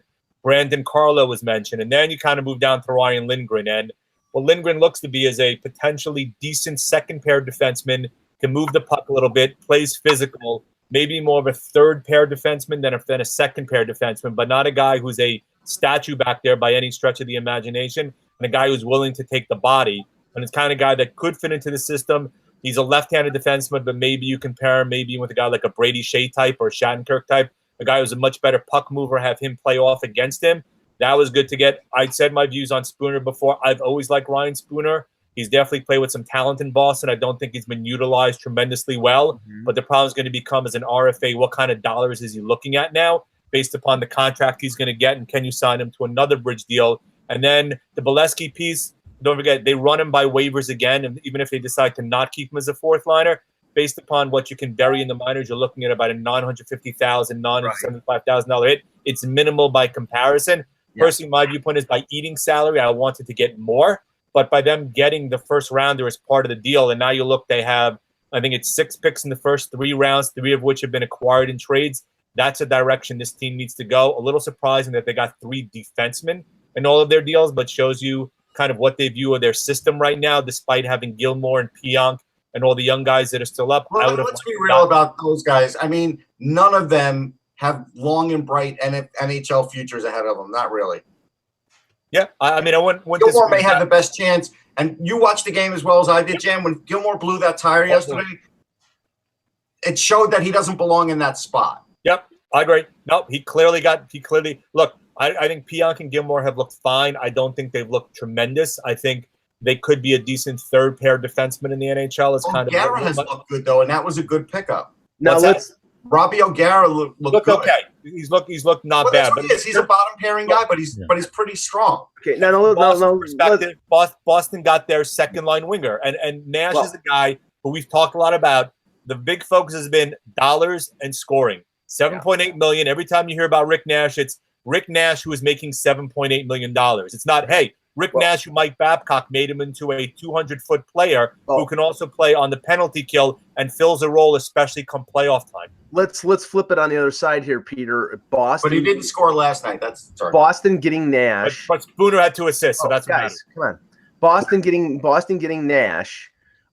They do add that top. I don't think he's a top 6 forward anymore. I think he's a top 9. But with Boston. Yesterday, I believe they used him a little bit with Krejci. I don't know whether Bruce Cassidy's going to go down the road of having Marchand, Bergeron, Pasternak one line, and then the second line being Nash, Krejci, and David Backes. They seem to want to spread out their offense a little more on the top 3 lines. But I think for this deal to be a success for Boston, Nash is going to have to do something that Nash has never done before, which is score in the playoffs. Yeah, that's what everyone's waiting for, right? And the thing is, if you look at the Boston lineup, based on what they've done, so that includes Holden too, right? They're probably better the way they look now than what they were before. So in that case, they've probably done okay. Time will tell, right? We need to see how this plays out and what Rick Nash does with the Bruins. The thing is that worrying about the return for Nash from the Boston perspective doesn't really matter as long as what you get out of him makes you a better team. Right. Boston's a different kind of team. You got to remember that top line is maybe it's the best in the league. And you can argue about it all you want, but it really is. And Peter, that's the thing. Adding Nash to the rest of that middle 6, that's a good move. The Leafs put their best checking line against Boston, against that Bergeron line on Saturday. And Marleau, Komarov, and Kadri, which has been a pretty good line, and they went through them like a hot knife through butter. They scored 2 goals in the first period. Then they did a better job later in the game, but they're unstoppable. But real quick breaking here. First of all, McDonagh has not gone with the team to the West Coast. He's gone. He's gone. He's injured. He wasn't going to play anyway. Okay. No, I mean he was going to play at some point on this trip. Yeah, but not on the road trip. Not necessarily. They said they weren't rushing him back. No. Jan. Everybody believes he's ready, so I disagree. What? They said if he was a game where they were in contention, he would play. Given where they are, whatever. Who cares? I'm just saying that this is what's happening, and everyone I've talked to believes that this has to do with him being traded. Right. The 4 teams, Tampa, Florida. Although there's some debate now whether or not he may not waive his no trade to go to Florida. Tampa, Florida, Toronto. And Philly, which makes 0 sense to me. Philly's not giving up those assets. Why would Philadelphia trade for them when they're so loaded with defensemen? Well, but Philly can trade it. I mean, but if all the Rangers need to do is make a trade with the Devils, Islanders, and Flyers this deadline, and that'll be that's like a full house. They just picked up Oduya for their 3rd pair. They're not going to start messing with their 2nd pair. They're not. I know. I'm just saying that this. So I mean, maybe this could be the Rangers trying to have 4 teams, and they won instead of 3, or unless the Rangers covered Radko Gudas, this trade might be instead of 2 because it might really. Russ, I would stop writing if that happens. How's that? Hey, Gudas is better than you think. We don't want that. Gudas is better than I think. He's also a piece of you know what. So come on, Jan. Peanut. Hey, I kept the language clean. I know. I just want to add something here back to Stastny. Sorry, because there's lots coming out from the Winnipeg media now that the practice is over and they spoke to the players. So Mike McIntyre reports from the Free Press that Blake Wheeler's thrilled. They're a friend. They share the same agent. And Wheeler spoke with Stastny last night as the trade is being worked out. He's downplaying credit for getting to waive no trade clause, but don't think that didn't have a little bit of an issue. He did a sales job. And players waiving their NTCs to come to Winnipeg, that's a big deal. Let's just face it. We know that's a big deal. Yes. So that's kind of a neat, interesting thing that's come out of that. Another thing about that, this is really funny, is that the first round pick is actually protected. If it was picks 1 to 3. Yeah. Here it is. Jeremy Rutherford. If Winnipeg's picks are first, second, or third, which it won't be, Blues receive Jets' first round pick in 2019. Otherwise, they get it this year. So it is top 3 protected. So that's they're getting it this year.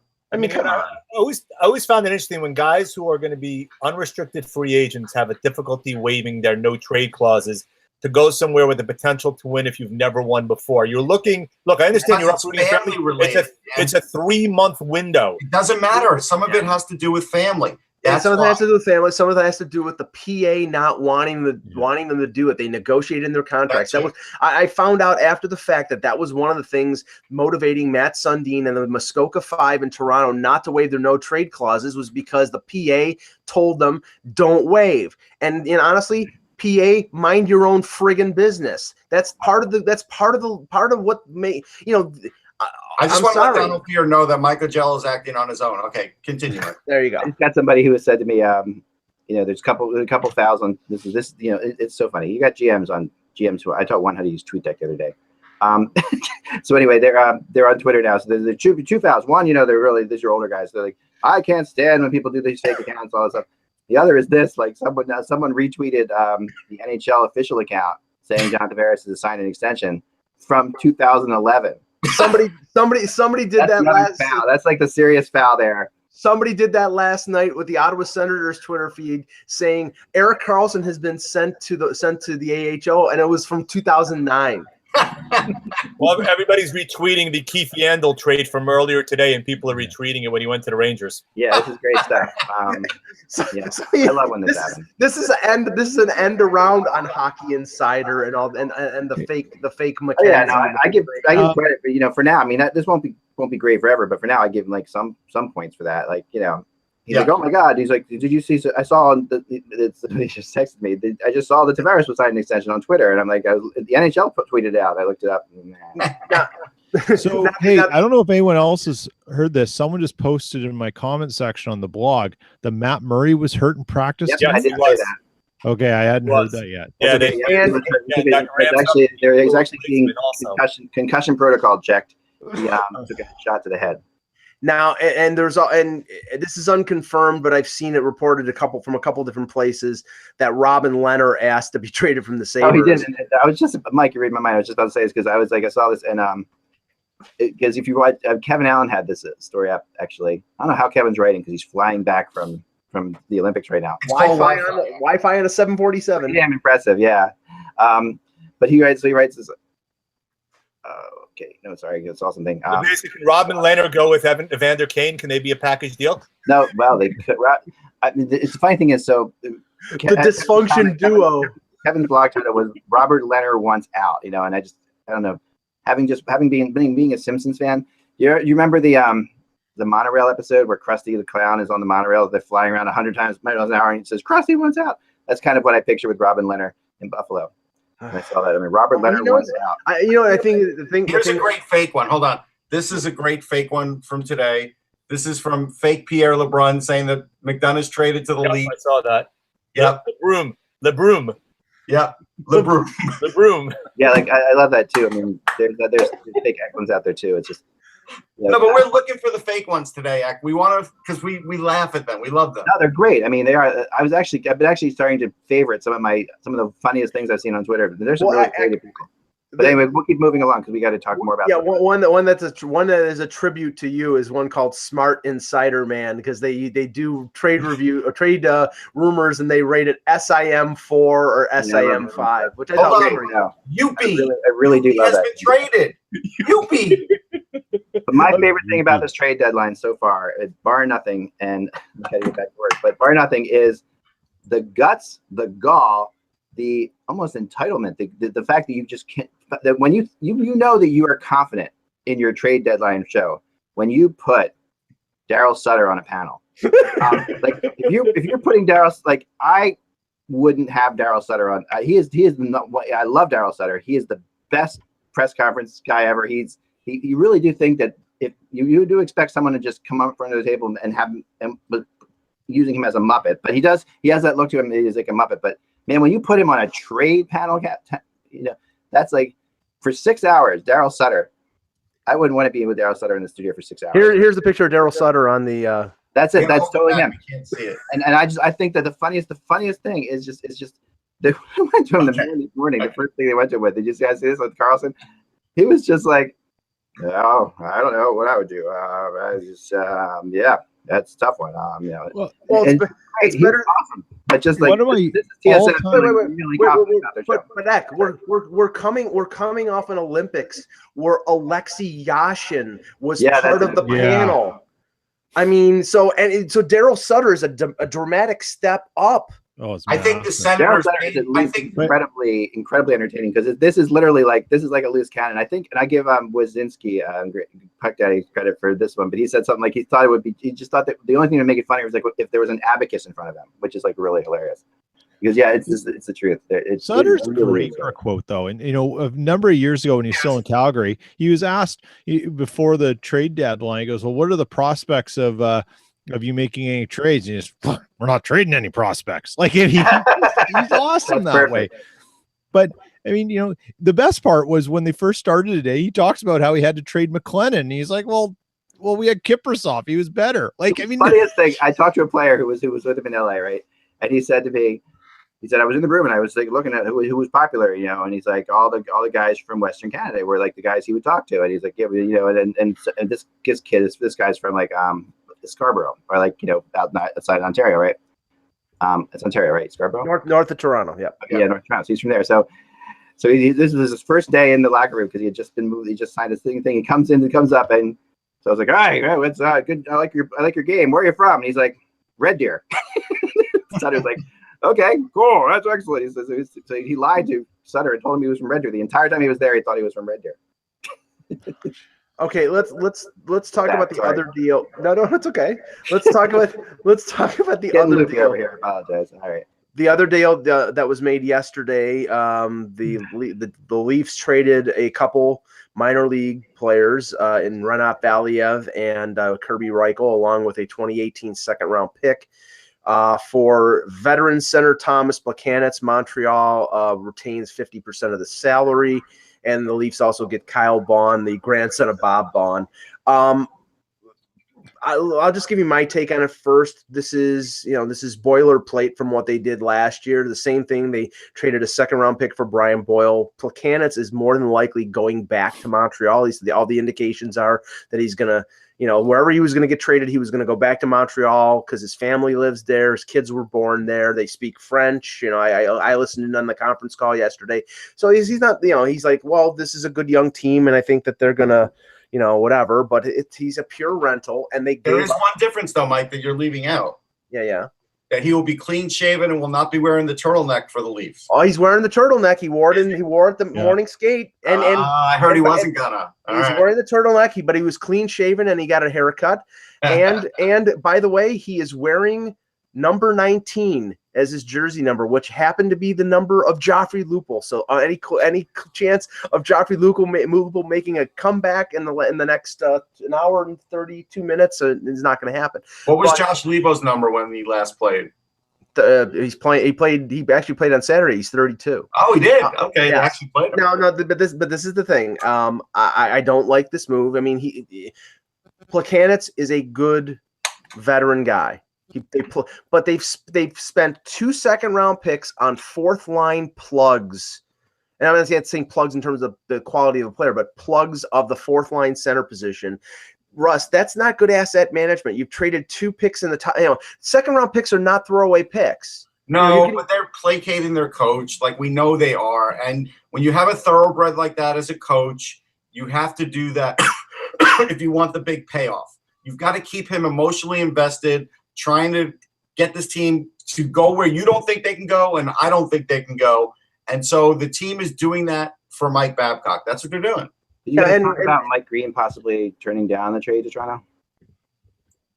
I wouldn't be surprised because I think heard that. I don't know if it's true or not, but I wasn't sure if you guys had mentioned what I heard was it wasn't that he turned down a trade to Toronto. He only had waived his no trade to go to Washington or Tampa.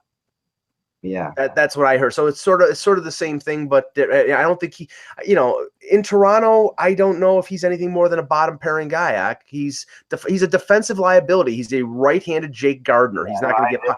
He's not going to get power play time, and I don't think the Leafs would give up a first round pick for him. So that's I don't think that he was legitimately on their radar in the first place.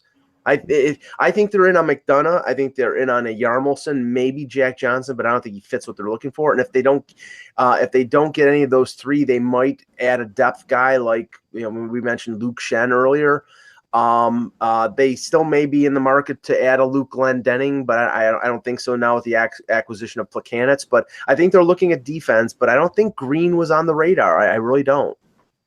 It's tough. It was on the radar at one point, but at least somebody I talked to said he was. But yeah, no, I mean, these kind of things you don't usually get out, and it's probably best that they don't. They have enough of that type of defenseman. Gardner, Riley, the young kid Travis Dermott, they're all offensive defensemen, and we know Mike Green is, to use Stratomatic as a comparison, he's a 0. He's not a 1. He's a 0 on defense. Yeah, he's got a lot of pluses. He's a big time power play guy. Yeah, but their power play guys are Riley and Gardner. I don't think they would use Green on the power play. Told the Penguins still have a couple things they're working on. Nothing big, just smaller things, but. The Penguins, at this point, they've already. They should be fine with what they did. I wouldn't imagine they would do much else. Peter, from your end, did you hear anything about? Because there was talk that the Jets were in on Plekanec, and maybe that after striking out there, they ended up going towards Stastny. It probably wouldn't have cost them as much as Stastny did, but I think that's a better move. What did you hear on Plekanec? Okay, I had heard they'd made an offer, and the counter offer back from Montreal was Roslovic or Connor, which wasn't going to happen. Okay. So apparently talking to someone from the Free Press privately, they said basically that's the counter from everyone when Chevy calls, right? Based on some of those players, whether it was Brassard. I'm really surprised Bergevin had the audacity to ask that. I mean, come on. Yeah. You're not giving up a 22 goal scorer or Roslovic. It's just not for that rental. Montreal's in a weird position because apparently, according to all the stuff before we started on the show, they're looking for players that can help them not now but next year. Yeah, young guys who are NHL ready, and they don't want draft picks, which is honestly Patent. Right, and in the trade for Plekanec, we're talking, Valiev is at best a 6'7" in the NHL. He's only played 10 games. Kirby Reichel, I don't know whether he has the speed to play in the game. I hope the best for him because I like him as a player. He's an aggressive kid. We don't like him, but the speed's an issue. It's a real real issue. Speed is an issue. Just back to your point about Chevy and this thing with Plekanec. There's starting to be a little bit of a murmur coming from different places in the Winnipeg scene that Chevy has let his name be known in areas where he didn't have interest. And I think he learned a little bit with the Brassard deal that if I can keep what I really want quiet, I can make some noise in other areas, and it's putting a bit of a smoke screen. And Eck, you may be able to dig into this a little bit after the fact, as you usually do, and you follow up. But that would be something I would start, through your contact network, finding out, because in all the years of trade deadlines with the Jets here, Chevy's never had a sniff come out of what he's looking at. And this year it's been on 2 to 3 different players, which is so unusual. And just, it's a little fun theory thing going on. Yeah, no, but I think out there. I think that now remember Chevy, the situation he's been in Winnipeg in his mind was he's not an aggressive guy. So, and he loved the prospect you had. So he kept building. And, he really didn't care too much about it. I think he just didn't care about it. I don't think there was so much of a sniff coming out. I just think he really wasn't that into the trade deadline. I didn't think it was something that I think the draft meant more to him. But of course, the Jets were never in a position like this, where you have to go out. That's what it really is. Yeah. And so combine those two things. But if you go back to Chevy's history was where he really cut his teeth. And the guy who mentored him the most was Dale Talon back in Chicago, Mm-hmm. And he's, because I met Chevy when the Blackhawks won the Stanley Cup. The first time I met him I'd been talking to him a lot on over the years, but the first time I actually met him was on the ice when the Hawks were carrying the cup around. And he was really tight with Talon, and Talon is legendary for doing what you're talking about there. Yeah. So, I mean, to me, that's the thing that I think could possibly be, I wouldn't be shocked at all if Chevy, now that he's in a situation where his team's doing well, and his team has there, and he's got assets, he's playing that game.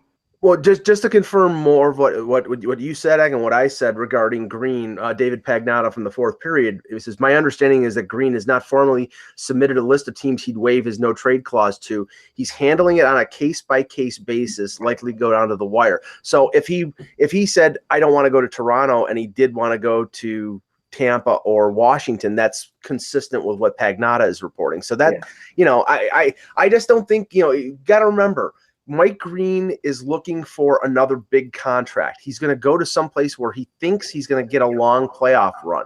Tampa is one of those places. I'm sure if Pittsburgh was interested in a defenseman, that would be. Toronto, it's going to be tough for them to get by Boston in the first round. And he's probably going to play bottom pairing minutes. He's probably going to be paired with a rookie like Travis Dermott or something like that. It's not a good situation for Green. There are other defensemen like Yarmulson or like Johnson or McDonagh who would be top 4 options with the Leafs. Mike Green isn't trustworthy defensively, and that's anathema to Mike Babcock. So that's why I'm going to build off this tweet from Stan Fischler. He says he likes the way that Travis Green is luring ex-Portland Winterhawks to the Canucks, meaning Brandon Leipzig. And so I guess Taylor Lear will be a goner from the Flyers. He's probably the next to go. I think so. No, so just finally on the Plekanec thing, and then we'll move on from it. Are we still talking about Plekanec? Yeah, exactly. No. But it's consistent with the Leafs adding a defenseman after trading for Plekanec, and having, there was no reason for Montreal to retain $3 million of salary on that deal with the Leafs unless the Leafs were planning on going and getting something else. The Leafs can afford the full $6 million, and that might have saved them one of the prospects or maybe a lower pick. I think that it was more, we'll give you a second if you retain the salary, and that means that Lamoriello wants the flexibility to do something else. So, we've got an hour and 24 minutes. Let's see if they do that. Mike, I just want to let you know you're being mocked in the chat room by Broken Narcissist. He said Stratomatic, and he put a question mark, and then he said Jake Gardiner is one of the best shot suppression players in the league. So yeah, and in Stratomatic he'd be a 1 because he's terrible defensively, and he gives away the puck with frequency at the worst possible time. Does Stratomatic take shot suppression into? Yeah, they use it. They use analytics. They used analytics back in the day before there was analytics to determine the defensive ratings. Yeah, so Broken Narcissist. You got a broken. Never mind. Ooh, all right. Oh, it's getting bad. Oh man.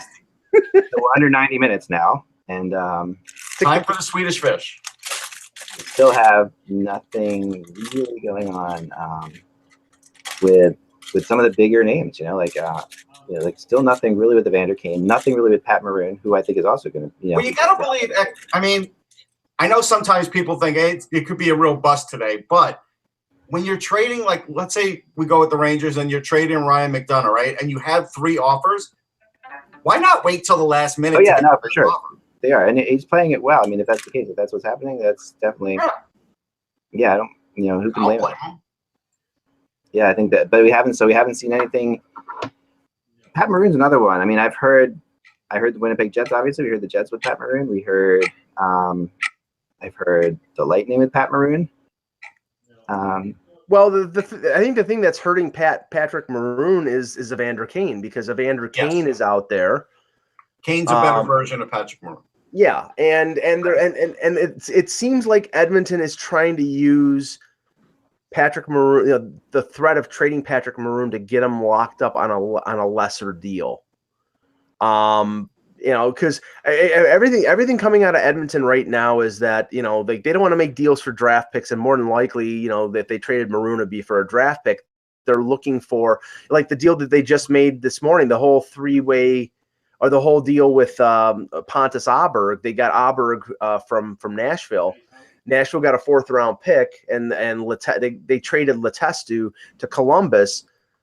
They could have taken the draft pick. Instead, they wanted a body. They wanted somebody who, and Aberg is a small but fast player. We saw that he could be a contributor in the Stanley Cup playoffs last year. So they want players, and this is the reason why they want players, folks, because nobody wants to go to Edmonton. That's why. I don't know if nobody, but certainly it's been cut down. It's diminished. I do want to say, though, with Columbus getting Ian Cole, I would almost say it's a guaranteed lock that Jack Johnson's getting moved today. Yes. Yeah, it sounds like they really are trying to get him moved. There's no question about that. They're doing everything they can. And I've talked to a lot of people about that today as well. They're not going to resign him there. They tried. They came close to getting it done, but it doesn't look like anything yet. Looking at the Craig Cousins, I said I just was texted. Somebody texted me that he said something that the Wild have a couple offers from Mike Riley, but haven't anything yet. I know the Wild are. Talking to the Wild, they really are. They're usually pretty active. They usually try to do something big, but this trade deadline, I think they got kind of. I think last year's trade deadline did not go well, put it that way. And they were going to just run the course. Wild have a lot of good young players that are coming up. They're really excited about. Yeah, they got one of these young players that the Rangers tried to do something with, but totally misused him. Alain Vigneault misused him. That Eric Stahl, that youngster, is having a good year. Doing pretty well, yeah. It's not too bad. He definitely has. I guess he's not a third-line center. No, he's come a long way. That's yeah. For sure. Let's talk about other trade deadline guys. Eric Stahl. Wow, it's a good one.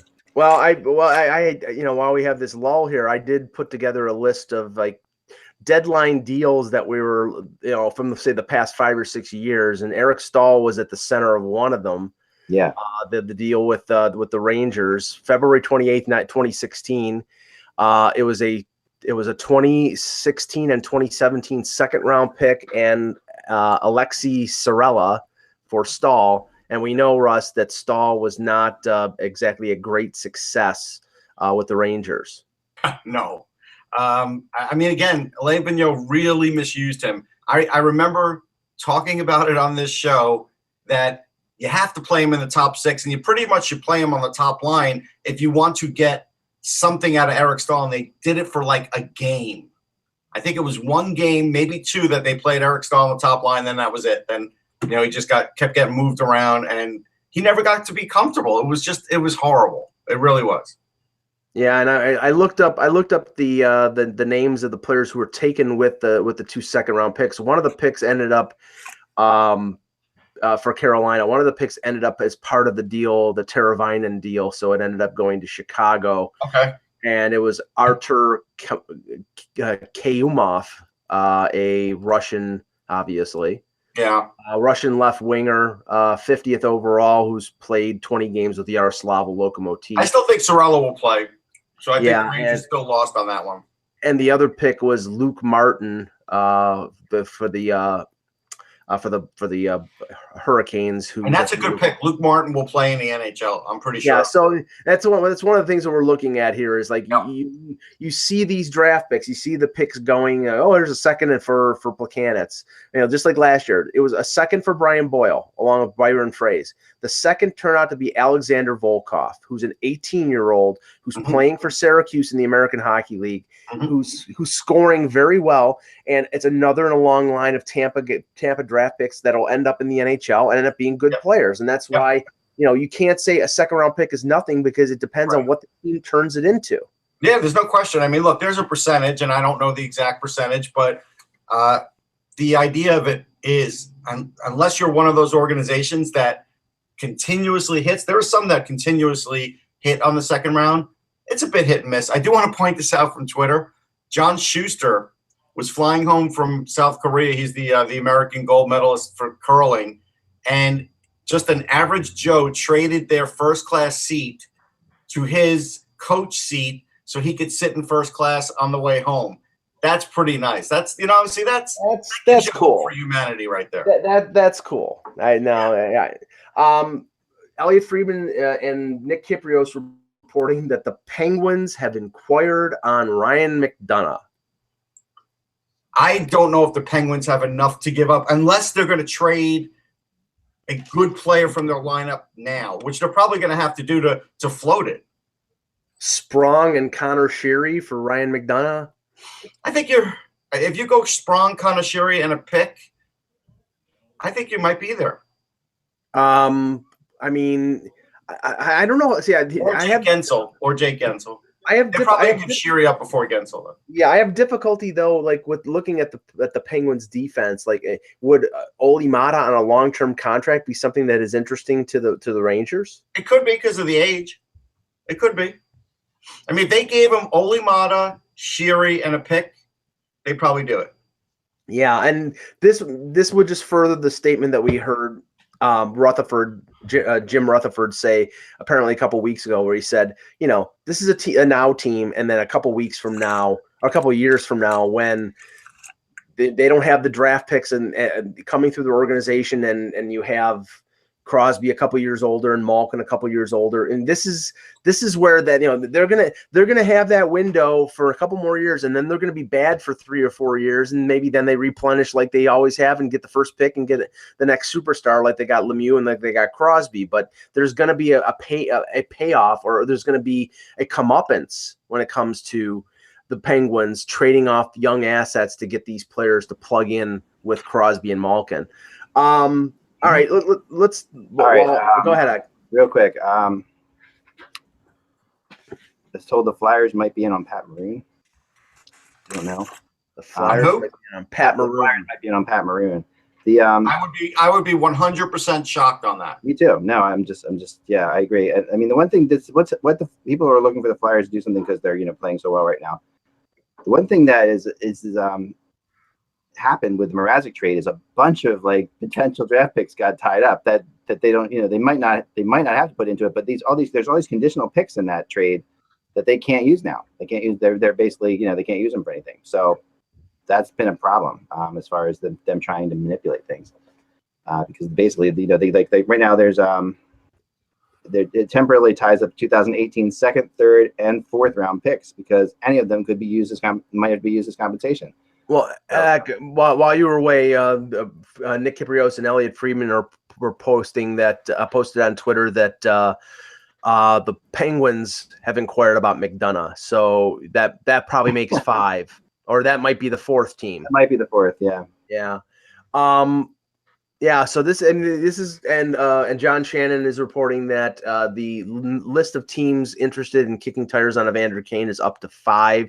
Does not specify what teams, but it's believed to be that most of them are from the Western Conference. And I was told, it's the rumor right now, that that one person who is not directly connected, but was told through somebody else, this person's at the NHLPA office, that Karlsson's not going to get traded today. There's been that one of the teams that was interested has been told, let's do this later, kind of thing. Yeah, it's a summer which is deal. Really what it was always about, right? So yeah, it's a summer deal, and if anything, I think the Karlsson talk has sort of blocked a lot of the other talk. I think that's counterproductive. So I don't blame Dorian for doing his due diligence, but that deal never made sense. Never made sense right now. One other thing I just saw, somebody messaged me. With Montreal looking for players that can help them right away, Max Domi might be a guy who goes to the Canadiens. He seems to need a change in scenery from Arizona, and that's a possible. But I don't know what Montreal would give up because I would assume, Arizona is not going to trade Max Domi for a second round pick. I assume they want to get a player back unless they're just. I would hope. Wow. Yeah. I heard that. I did hear Max Domi tied to the Maple Leafs actually. Yeah, that makes.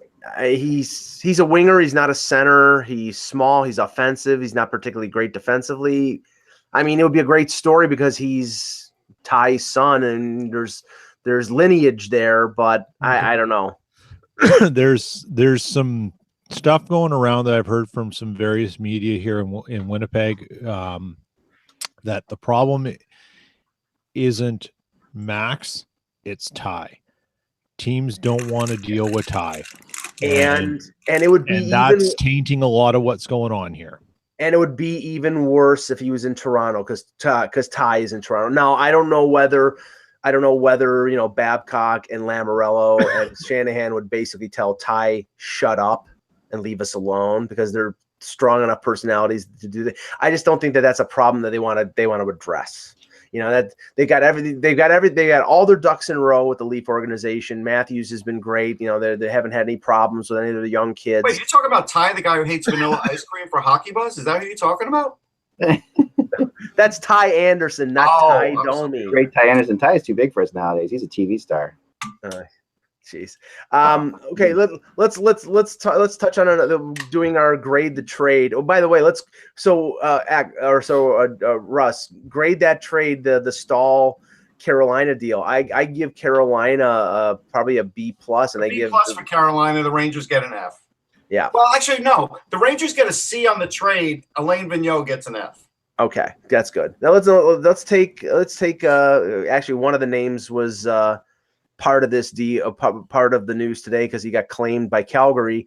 Go back to February of 2011, the 2-for-2 deal between the Colorado Avalanche and St. Louis Blues. Erik Johnson and Jay McClement for Kevin Shattenkirk and Chris Stewart.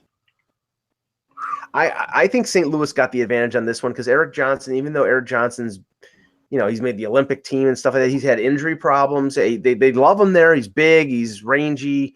Wait, can you say it one more time? Sorry. I remember where I was when that trade went down. It's pretty funny. Shattenkirk and Chris Stewart to St. Louis for Erik Johnson and Jay McClement.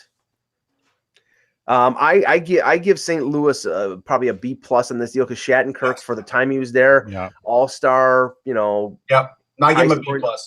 Yeah, but I mean, Stewart and McClement were pretty much a 1-for-1. Although down the road now, you have to give the Avs a C because Johnson is playing a lot better. Yeah, Peter, what do you think? What did you think of this deal? I think I think Blues got a B+ on that for sure. I totally agree. You know what? St. Louis is such a funny team. They do deals like that, but then things don't seem to stick with them forever, right?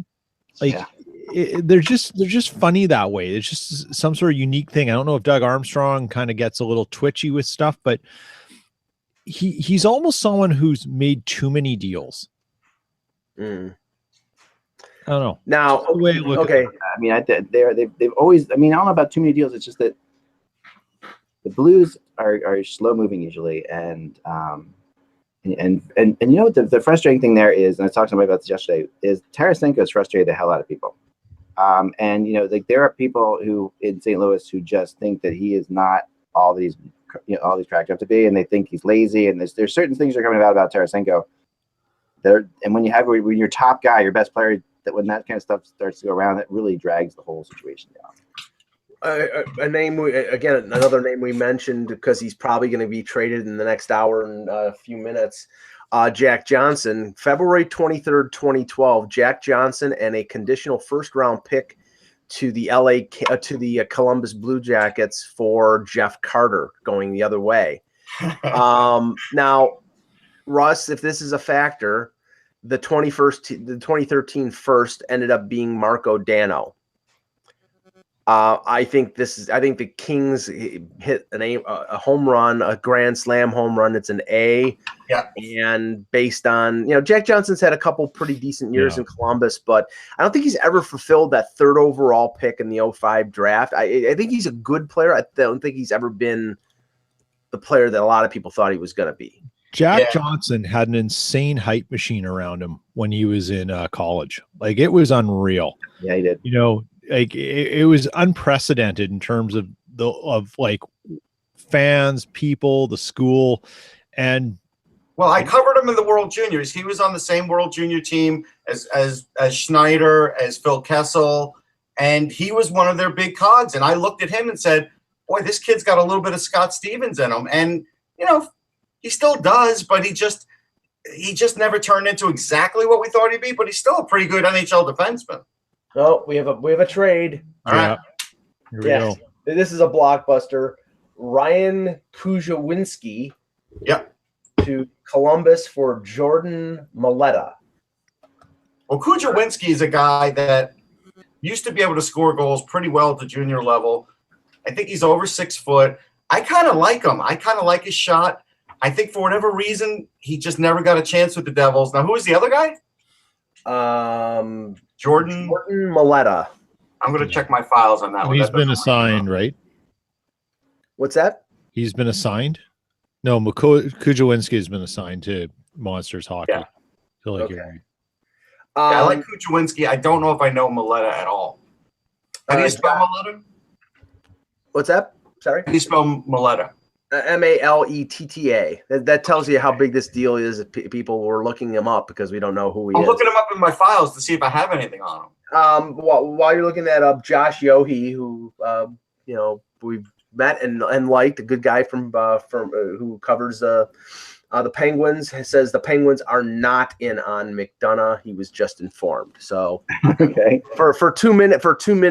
For a hot 2 minutes there, they were. They're excited. Let's talk about this for a second. When something like this happens, okay? This is the kind of stuff I deal with all the time. All right, so why were they in? Why were with such great insiders out there? And these are good people. I mean, these are really good people who put this out. I mean, these are guys who do know what they're talking about. Why would they say they're in on McDonagh? Because Okay. I believe they were. let me see if Russ and I are on the same page. Because why? Because they want to get more out of Tampa, and Tampa's main contender right now to get out of the East is Pittsburgh. And if they think Pittsburgh's in on it, then maybe Yzerman loosens up a little bit and gives them the one player that they want. No, I don't think it's that. I think Rutherford, working the phones as diligently as he does, is working on another deal. I think he talked to another GM, heard what the prospective picks and everything was for McDonagh, and said, I'm going to call the Rangers because I think I've got something comparable. By the way, oneHold thing. on, Eckler's going to probably agree with me. Oh, I'm sorry. No, I'm not going to. What I think. All right, never mind. You can keep talking. I think this is the Rangers. I think this is the Rangers. I think they have 2 teams right now. I think they have, and maybe 3, but that's all they have, and then they're not thrilled with it. Like you said, they're trying to drag it up. So they're going to bring a team in that's competing with the Penguins. Because like the Penguins, remember we just saw Brassard, for crying out loud. We just saw what Vegas did with Brassard to keep him away from Winnipeg. So now somebody who's competing with the Penguins, because Tampa is competing with the Penguins, Florida competes with the Penguins, and Toronto competes with the Penguins. So you're going to bring the Penguins in. You're going to say, hey, we can trade with the Penguins too. And if you bring the Penguins in, then this sounds like it came from New York side of things. And then when you got to Pittsburgh, Pittsburgh's like, no, we're not doing that. Yeah, somebody in our chat just said Karlsson has been traded to Russia for Putin. Putin has a no trade. Yeah. Okay. So we couldn't afford Putin. There's no way. So rank the Jeff Carter Jack Johnson deal. But by the way, folks, this is a deal that was made 6 years ago, not right now. Rate that deal. Grade the trade. Jeff Carter for going to the Kings, Jack Johnson, and the first going to the Blue Jackets. Oh, that's an A for the Kings. And what is it for the Blue Jackets? Oh, B-. I mean, it's not without value for them. It's not a fleece, but it's just that the Kings needed. I mean, and the Kings did other things that made that such a win for them too. Well, remember they had Mike Richards already, right? So they or did they have Richards already? I can't remember the timing. They had Richards because Richards got traded at the same time. Okay, maybe a B-. That's too generous. That's a C. I think it's a C for Columbus, but I will say that Jeff Carter only played 39 games for him. He had 25 points, which isn't terrible. Yeah, but he hated it. He hated it I there. can't recall a player that's ever been on a team and just talked about how much he hated that team more than Jeff Carter. So that didn't help the trade value. That's my point. Now, the Kings did hit a home run, a grand slam. There's no question about it. But I don't think Jeff Carter helped his own case, or at least helped the team he was on for the trade value part. So they get a C, but I feel bad on that one. Brings back one of my most angry moments in a press box ever. At a press conference afterwards, when Pierre LeBrun was sitting in front of me and asked Jeff Carter after he had just scored a goal in Game 1 of the Stanley Cup Finals in overtime to win it for LA. He said, Pierre LeBrun said, this must be very rewarding for you to have gone through so much this year to this point and be able to now score this goal. And you must feel like you're vindicated. And I said, yeah, for what? For being a jerk in Columbus for 6 months? I mean, it's just not. That was not vindicated. Anyway, that's fun times. Another one here. Jerome McGinley traded from Calgary to Pittsburgh for Kenny Agostino, Ben Hanowski, and a 2013 first-round pick, which turned out to be Morgan Klimchuk. Okay, so all right, that was Calgary to Pittsburgh. Right. Calgary took Klimchuk with the first-round pick, and he's played one game with the Flames so far in his career. This is a D for both teams. Yeah, I agree. Which is, that's sort of like symbolic. We got to remember that sometimes it works out. Sometimes it's a robbery. Sometimes it works out for both teams. Sometimes it works out for neither. And this one, the whole thing was, Peter, Pittsburgh getting Iginla to get past Boston in the 2013 conference final, and they lost to Boston, and then Iginla ended up going to the Bruins the next year. Yeah, it was. Well, first everyone thought he was going to the Bruins, right? Then he went to Pittsburgh.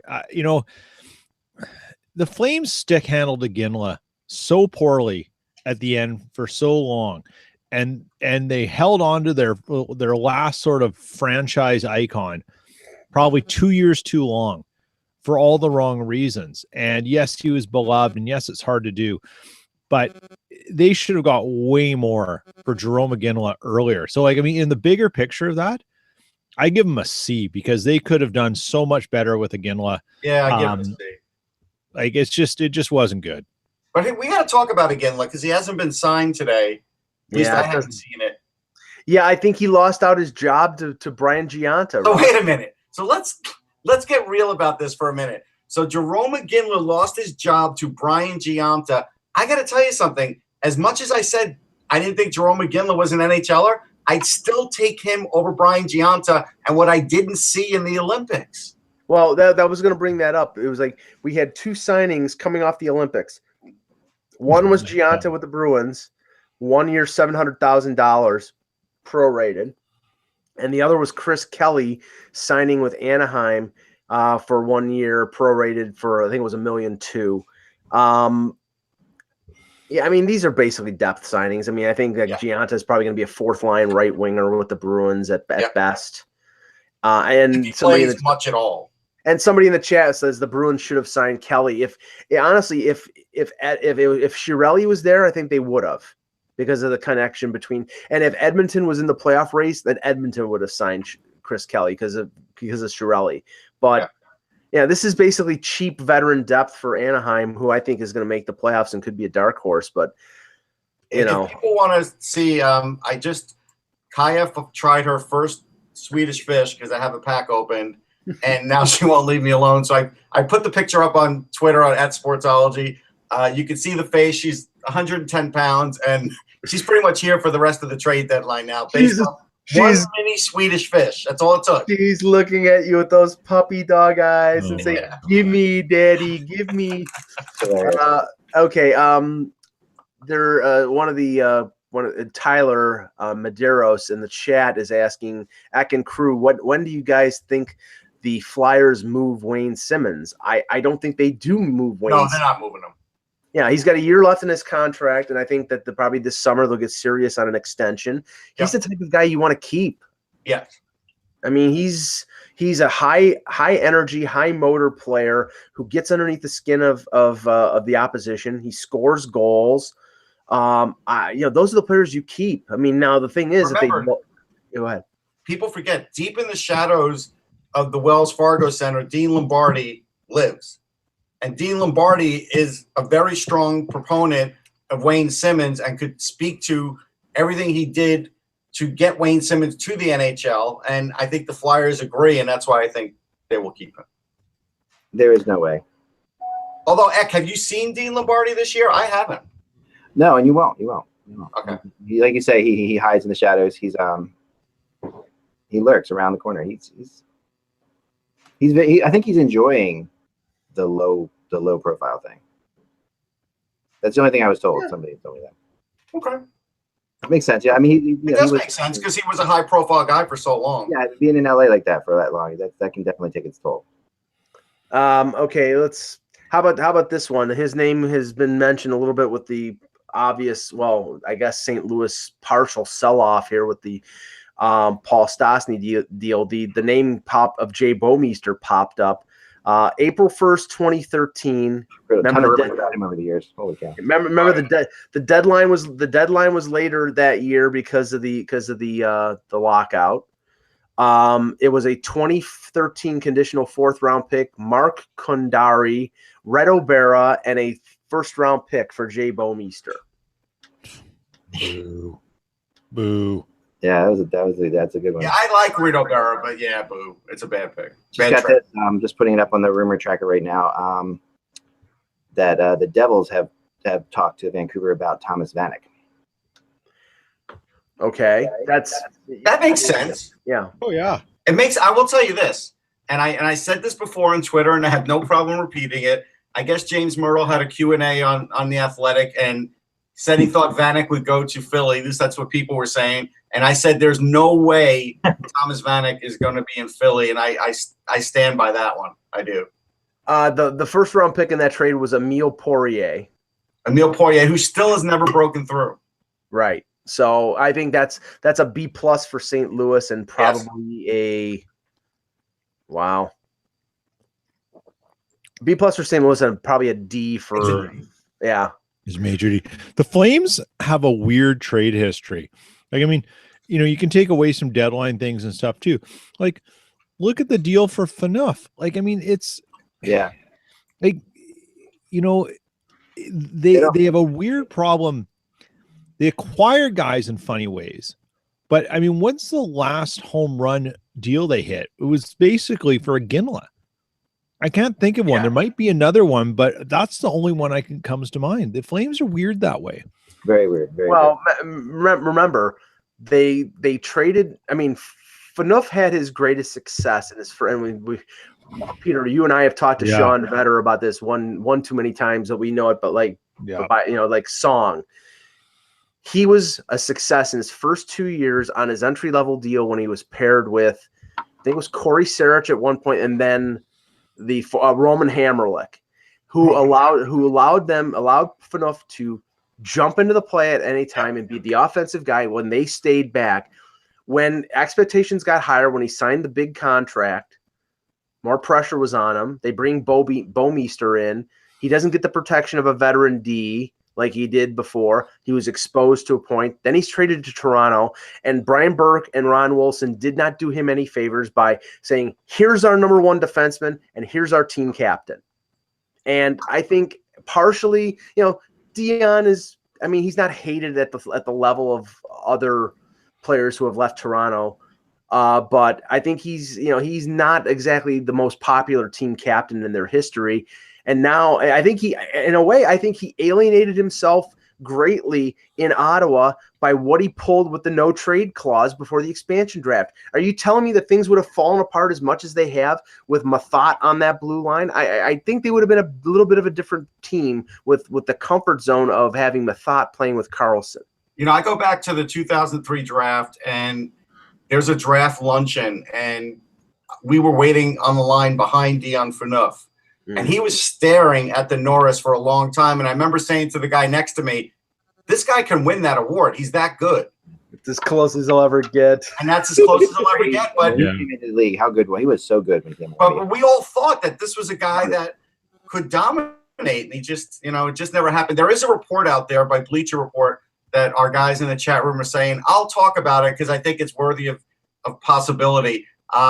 Mike Riley maybe to the Sabres, because Riley's been demoted and he's a pretty good defenseman, but let's face it, Minnesota is so deep there that that's a guy who could really help Buffalo, at least from if nothing else, second power play, bottom pairing perspective, something like that. They're buyers today, by the way. Just throw it out there, just that they've been. And those two teams have had a history of trading with each other. The Pominville deal with Ennis and Foligno, going to the Molson deal back in the day. So that would be an upgrade for the Sabres wherever they use them. Well, the only thing I'm skeptical about was the fact that, isn't Mike Riley's dad part of the ownership group in Minnesota? I mean, sure, maybe. What does that have to do with anything? Well, no, just in terms of it. That can sometimes work either way. It can work like you might want to get away from there, like that. Well, in this instance, it's like get them an opportunity to play, and where better an opportunity to play than Buffalo, because half their defense is always on the injured reserve. Exactly. You don't know where your dad's going to end up, right? Like it's one of those things. Like Nick Luco got drafted by the Flyers when Peter Luco was there. Peter Luco is no longer there. Right. It changes, and that's how things change. Things change. Peter, what did you say? You said you saw something about Karlsson? Yeah, Bob McKenzie was just reporting that Ottawa is sitting with 3 offers for Karlsson, and that was retweeted out by Mr. Travis Yost as well. Yeah, and I saw somewhere else it could be Nashville, Vegas, and Tampa with the 3 names somebody had mentioned. So Vegas and Tampa. Okay, Okay, if Nashville gets Karlsson. Nashville is not getting Karlsson. I spent 3 hours the other night talking to that. I'm sorry. I will never. I've been very nice to Predators people, but if you get Karlsson, I will be so angry because anything can always happen. Sometimes you say something and JVR gets traded for Luke Shen, but things happen. But this, I'm telling you, I really am not. Any word on Ryan Ellis, who didn't take a shot off the ankle yesterday? Yeah, but that can't be a factor in this unless. This they would take PK Subban to get that trade done, and they're not going to do that. And they're not doing that. No. That's what I was told. Well, first of all, there's the cap ramifications, but which is why it takes PK. Well, yeah, but what would it take? What would it take from Nashville to get that done? Fabro? Yeah, Fabro. And probably Tolvanen, and they're not doing it. And someone on the blue line. They've got some guys locked up on the blue line at very affordable rates with term. Yeah, and Ellis. Ellis. Yeah, Ellis has got another year, 2.5, and then he comes up. But that's the thing. It's like then Ottawa's trading for a guy who could walk away in a year like Karlsson can. So that would be a very honestly, if it happens before 3, I think Vegas is the best option because Vegas can take on Bobby Ryan's deal and not even blink. Yeah. And that deal's a waste. That deal's a waste zone. It's like 7 and this is the thing. I'm not saying Bobby Ryan's not a good player because he is. He's been inconsistent the last couple of years, but he's broken his hand and his fingers, I think, 11 times. One small trade, I suppose, he just went down. Islanders trade Jason Chimera to Anaheim for Chris Wagner. Okay. So Jason Chimera. I don't know much about Jason. I do. He's a speed guy. He plays the PK. He's a veteran. He's a decent. Clark knows how to screw with his fan base, doesn't he? He just really. This fan base is so desperate for anything right now, and then we got to trade within right at 2:00. Chimera is similar to a couple years ago when Anaheim added from the Sabres Jamie McGinn, type of player. Third line wingers. According to McKenzie, San Jose is closing on a deal for Evander Kane. That's what I thought. That makes sense. It was either Anaheim. It was either Anaheim or San Jose. So what I checked on, Mike. If Anaheim just bailed on Kane and got Chimera. If this theoretical deal happened with Nashville, it would be Ekholm that gets included because he's only making 3.7 through 2022. That's a bargain. That's who I meant, Russ. You're bang on. That's exactly. So what are we talking about here for Evander Kane? Second. One thing, San Jose doesn't have a second round pick next year. So it'd have to be a second. It would have to be a second round pick in 2019. Supposedly a done deal, by the way. It's broken. He's been traded. They're saying on TSN right now, Kane gone to Sharks. Yep. Okay. Let's see what they. No extension. No extension. Pure rental. Oh yeah. If I'm them, I hope they get Kevin LeBanc. That would be a really good pickup. That would be, in my opinion, that would be an overpayment. In my opinion, though. Well, but the Sharks might be that desperate right now. Timo Meier. No, they won't trade Timo Meier. The interesting thing on Chimera, and I'm just reading this because I don't see a lot of Islanders games, and apologies to my Islanders friends over there, but I didn't realize how fast he was. The Ducks play a heavy game.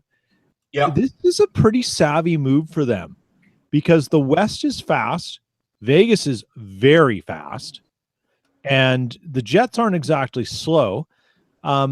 This is a pretty interesting move considering you got guys like Getzlaf and Perry who play that heavy sort of meaner game, then you got Enrique as well, who's like, this could be a lurky thing for the Ducks. They just need to get in the playoffs. I still think they can go right through to Stanley Cup if they just make it. I think the big key for them, though, is how healthy is Kessler, who hasn't been great since coming back. True. If Kessler's healthy, then I believe you that Anaheim can make a run, especially after getting But if and Kessler lives for the playoffs.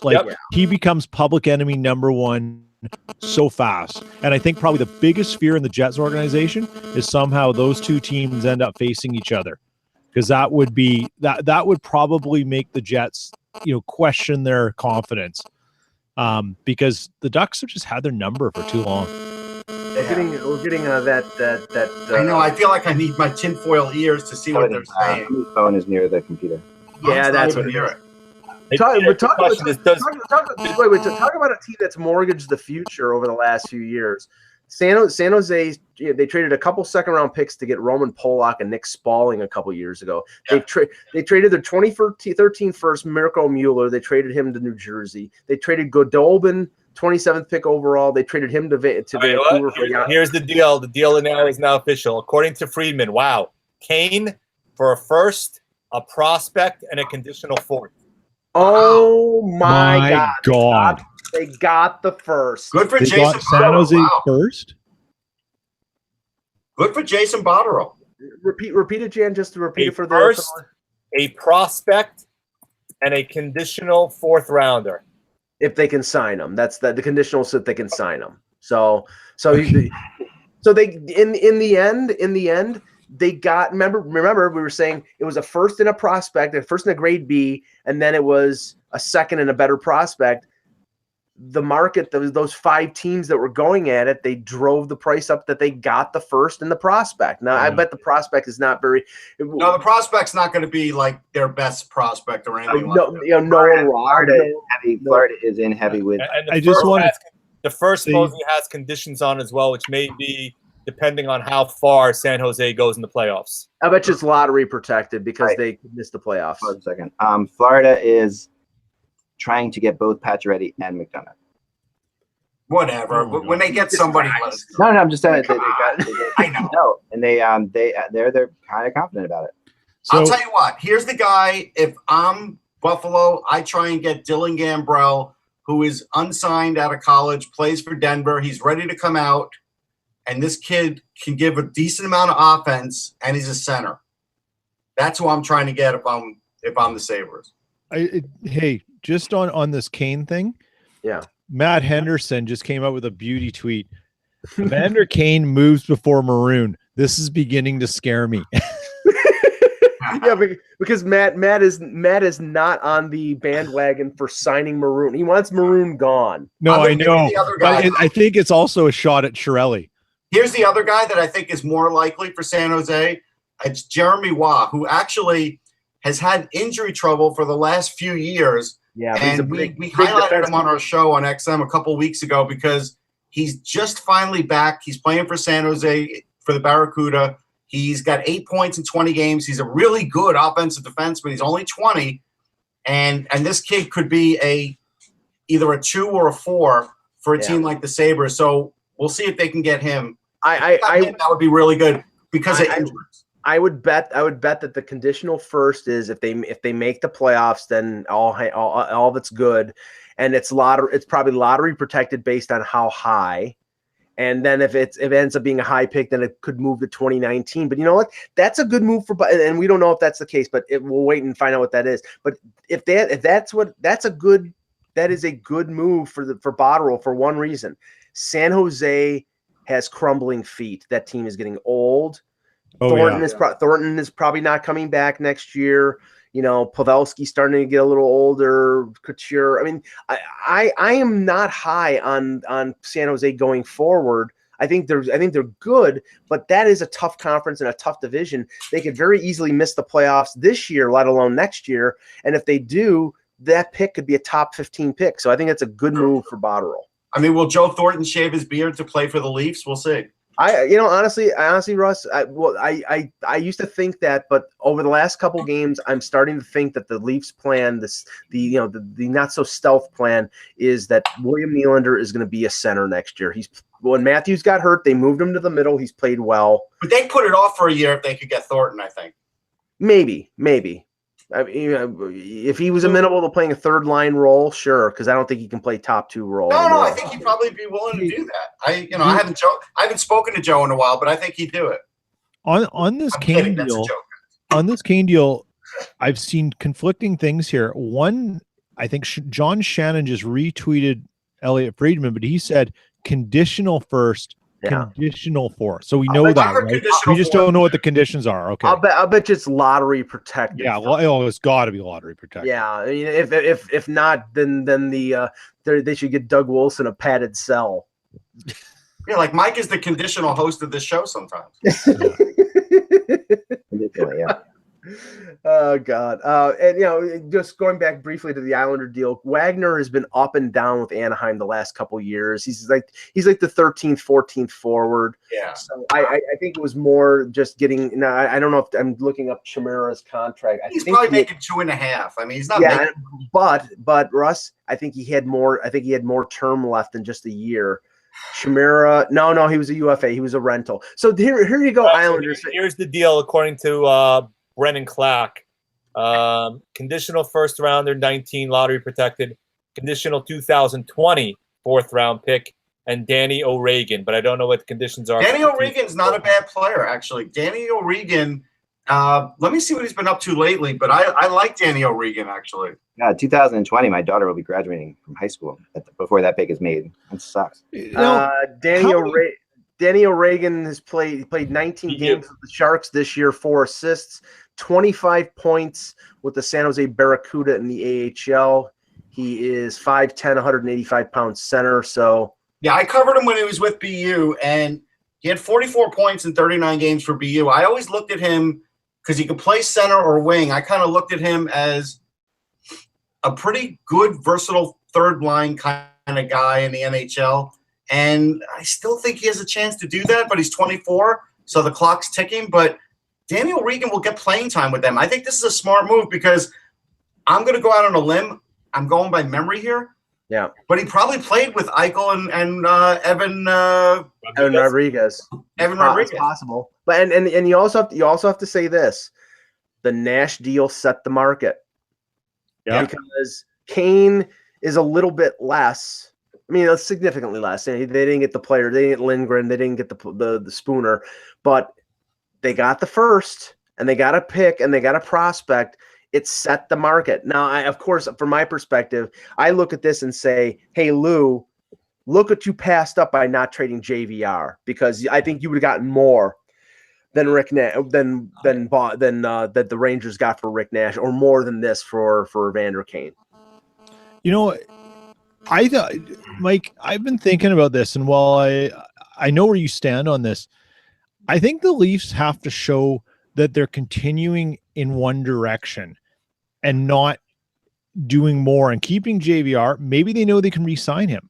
Maybe they want to re-sign him. I mean, but I think they got to show they're still trying to win and making an effort to win, and moving him out without making a hockey deal doesn't make sense. Here's an example. Jack Eichel was at BU for 1 year. He led BU in scoring with 71 points. Rodriguez at 61 points. Danny O'Regan at 50. And Peter, this is the thing from being up in Toronto so much and hearing the chatter. JVR wants a TJ Oshie deal. He wants the 8-year max. He wants he'll give them a break on AAV if he gets the max. They're not going to do it. I think they would sign him to a shorter term deal, but he's 28 going on 29. This is his last chance. He signed a bad deal with the Flyers. They gave him long-term money and they gave him 4.25 for term, but the player that he turned into was above and beyond that contract. And now he's basically looking for his comeuppance. He's looking to get paid. He's looking to get the most years and he's looking to get the most money. And he's not going to get that from Toronto. If he took a hometown discount, I think Toronto would love to have him back, but they have so many young wingers in their system that I don't think they're going to do that. And I think he's going to get paid by a team like New Jersey or a couple other teams out there are looking for. He's going to be the best scoring option in this free agent class, not named John Tavares. So I don't think he's going to be back. And, that's why I've been so vehement in my belief that they should trade him, because what you'd get back for him is basically what you're going to have to trade to get a defenseman, which is what they really need. Some of my friends, the Predators, think it's absolutely hilarious that they keep getting tied to Erik Karlsson. I do want to throw this out there. There's just a couple things from them. It's really, really funny. Some funny texts that are just like, this is just why, Bob? Why? I mean, and why I bring this up is more than that. I think that really what's happening here. Okay, so if there are 2 teams involved, he's saying there's 3 teams involved, right? Vegas, Nashville, and Tampa. Yeah. Okay. Right. So take Nashville out, but this is Ottawa's trying to make it look like there's more happening. So take Tampa out. Take Nashville. Pretty much take Tampa out, because Tampa is not going to give the kind of players that they're one of the best teams in hockey right now. Why would they do that? Why would they they would have to tear their team down to get him? That's craziness. So really, what are you left with? Vegas, and okay, maybe, but if you're Vegas, do you really do this either? Because at this point with Vegas, you don't have enough prospects to maybe even make this happen, and you don't even have the right players to make this happen. And you're the best team in hockey. So I don't know. This is pretty insane, honestly. I do want to throw this out there. If the Buffalo Sabres pick up Matt Grzelcyk, then Jack Eichel is the GM, because then he would pick up another BU guy. Just saying. Yeah. Yeah. No, I mean, there's a lot going on. We're 35 minutes to go here before the deadline ends. Of course, we know, trades come in after that every year. Yeah, that's why we're going to be on until after. The Lamorello rule, right? Yeah. As long as you're in the queue, this is the one time where you hope you're. Now, here's the thing: is there a big phone bank where they just sort of sit on hold? Like, if you're a GM, wouldn't you just dial into that phone bank and just keep one line on hold? Remember just before in case something comes in after the deadline? Well, Ross, party line. I told this party line, and basically, you call in. I asked this question before, and you call in, and as long as there's an operator who puts you on hold, you call before 3:00, you're okay. But the thing is, if you call in, like, you could still be working on a deal you could still be working on it for sure. Well, what if I call in at 3:00 and I have nothing, and I just put it on hold? I say, wait a minute, hold on, and then I make a deal. How do they know the difference? Russ, what is this? A concert thing for a radio station? Or you keep dialing in, trying to get in? Yeah. Don't you have to be verified by Ticketmaster to do this? Yeah. So Right. I don't know. A number of years ago, when the Canucks traded for Derek Roy, they brought their media team in and they shot the video of Gilman on the phone verifying the trade with the Stars. It was really interesting. It was, it was like it was like calling customer service at Amazon. It was wild. Like, we've had these images of fax machines and stuff. It was just like they had it on speakerphone. He's like, yeah, we agree to this. Do you agree to that? Yes, we do. Okay, thanks, guys. Boom. It was fascinating. Yeah, I would say this though. Somebody just texted me this. If Karlsson does get done today, this will be a really big breakdown in the Senators. And basically to the point where Karlsson says, I'm not going to play for you ever again type breakdown. Like, the Karlsson basically, he looked really, really. Who thinks he's going to play for them anyhow? No, but I'm saying, like, after the trade, like, he looked really uninterested in the Flyers game on Saturday night. I don't know if you saw it, but that was about the worst I've ever seen Erik Karlsson play. I don't know if I'll go that far. I just thought maybe I just. I think we're looking for projecting there. That's tough to say. It just didn't look good to me, But if it's happening right now, for sure, then I don't know. I will say this though, that I like that shirt today. I know sometimes I rip you. That's a good shirt. Well, thanks, Russ. I appreciate that. Yeah. That means the world to me. All right, so Mike is frozen. This is a good look for Mike, actually. Mike is frozen right. Yeah, Mike is frozen. That's his pensive look. Take a screenshot of that. You got put on hold for a trade call. That's why. He did. This is the look of. This is the you've just got Plekanec look. This is the first time Mike's ever been silenced. Really? No, I know, Mike. I don't know. It must be the phone lines up in Buffalo. Maybe it's the Sabres working the phones and taking up all the lines. So we're down to what, 32 minutes here. Down to 32 minutes. Pat Maroon's still nowhere. Thomas Vanek, and you would think, though, as you said, those two players would be the two that are going to move now that Kane's gone and that's sort of cleared up. Where do we think Vanek's going to go? I said New Jersey. I mean, that New Jersey is the only team I heard. I think Pittsburgh had interest, but then this Broussard thing became available to them. But before that, I thought Pittsburgh, you really have to put him with the skilled players to get the most out of Vanek. He's going to go somewhere. You're right. I mean, you know who should take a shot at Vanek? And I wonder if they'd even consider doing it, but they have done a couple deals in the past, which is interesting, is Calgary. Yeah. Yeah. You know what? Calgary needs something. Vanek could be that nice little shot in the arm, because you don't need him to be the skill guy. You need him to take weight off the other guys when you got a Gaudreau, a Monahan, Frolik. Who else? I mean, let's list them off, right? I don't know what Calgary could send back. Or maybe Vancouver could get something more out of them, but it doesn't seem like it's a deal that would take 30 minutes to get done. It seems like it'd be bigger. Sure. I want to respond to something in the chat room. One of the guys says that X is the Alex Jones of hockey. From a guy coming from the handle of Bobby. For one thing, if that's really your name, you could. I mean, I get hurled insults to me all the time. That's the worst insult I've ever heard. That is the word. That one actually just cut to my core. Yeah. So that's not only is that nasty, but if your mother named you Bobby, she screwed up too. Oh God, Alex Jones, the word. Bobby. No. That's what his handle is, Bobby. Yeah, no, I'm sorry. That's not his name. I'm not. Anyway, that you know. No, Alex Jones is a mean-spirited guy. So come on, people. Oh, he's evil. Oh, he says he's joking. Hold on. This is only hockey, guys. It's only hockey. Right. Not at the end of the world. He says he's joking now. So all right. Okay, yeah. Settle that. Gear down, Big Rig. You still. Gear down, Big I don't know if I can recover in the next 30 minutes though. That's pretty tough. He said he'll stop. Okay, he's apologizing. Thank you. He's sorry. A drink to you, my friend. It's all right. It's all good. He got a little crazy. It's the trade deadline. It's allowed. I mean, we all lost our mind at 2:30 on a trade deadline. It's not a big deal. Here's another team that hasn't done anything. The Dallas Stars. Right. Not yet. I can see them coming in under the wire. With the Vanek type thing, or with Vanek, I can see him coming. You know what? Maroon. Add him as a guy, a little bit of a physical winger. I don't think Vanek is. I don't know, Hitchcock and Vanek. I think he'd give it a try. I think here's a funny thing.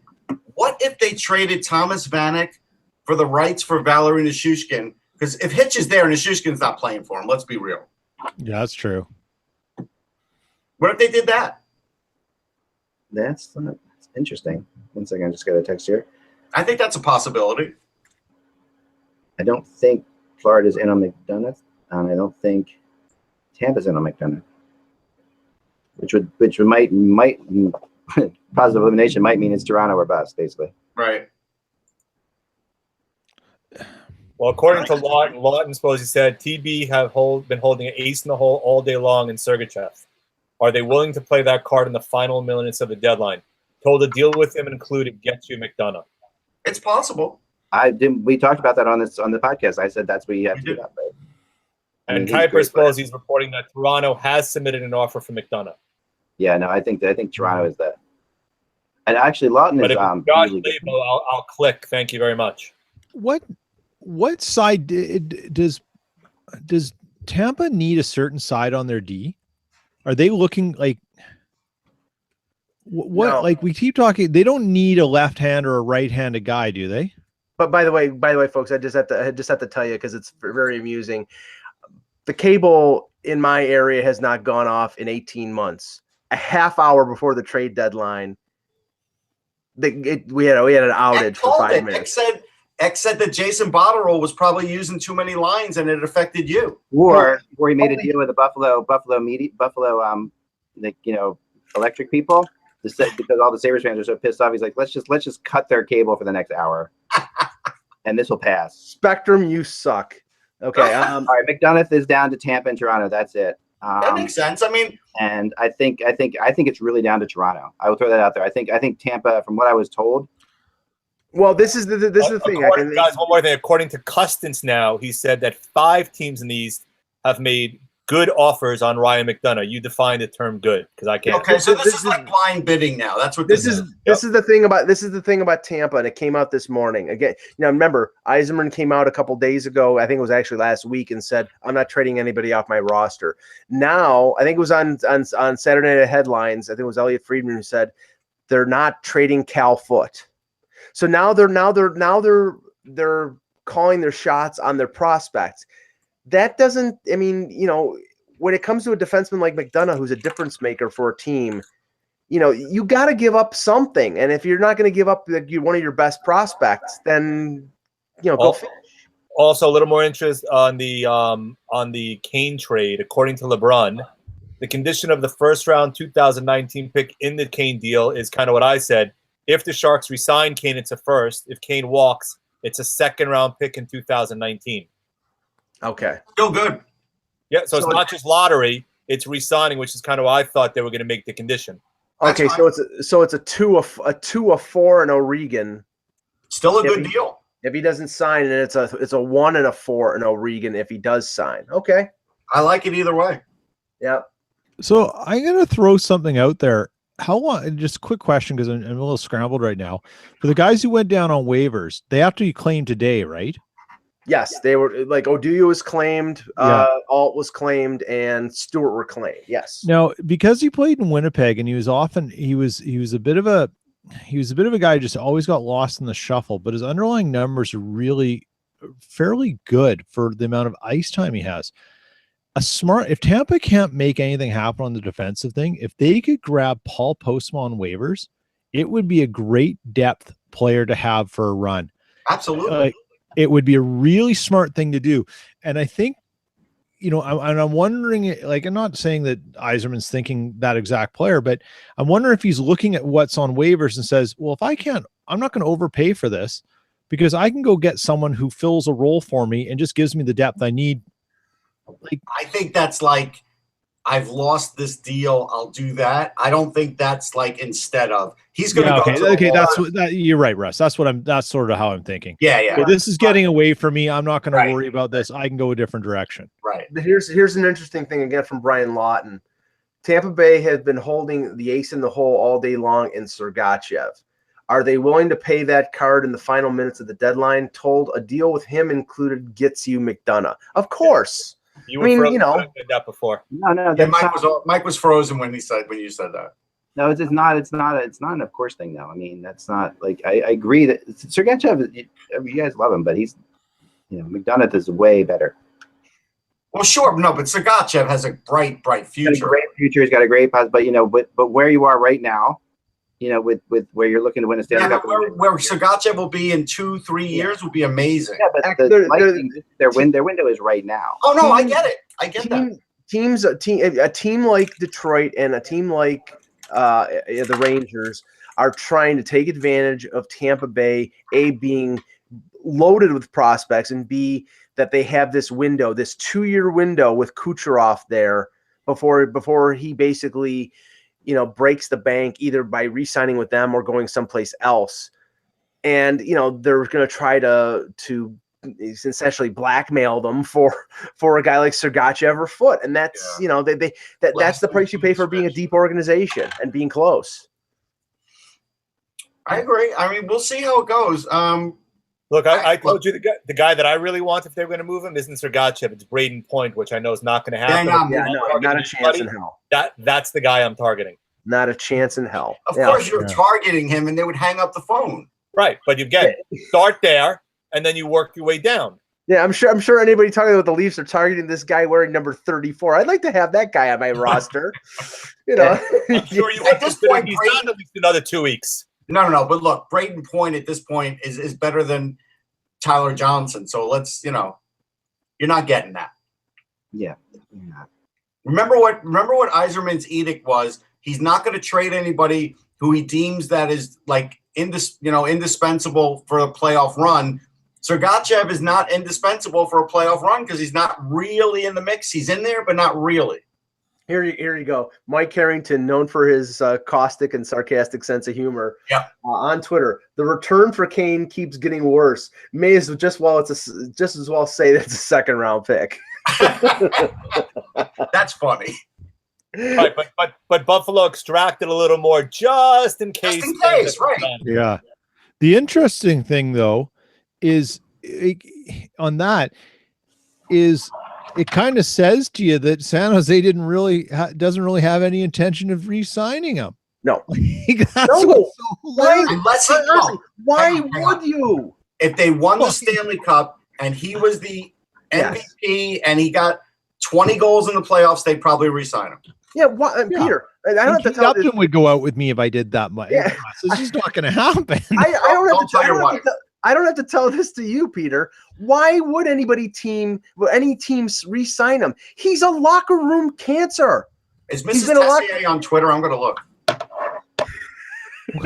He's a locker room cancer. I mean, he can score, but I think he had a debilitating effect on the Jets when he was in Winnipeg, and I believe he's also had a debilitating effect on the Sabres in Buffalo in the sense that I think he's had a bad influence on some of their players, and they wanted to get rid of him so badly that they took that to get him to get rid of him.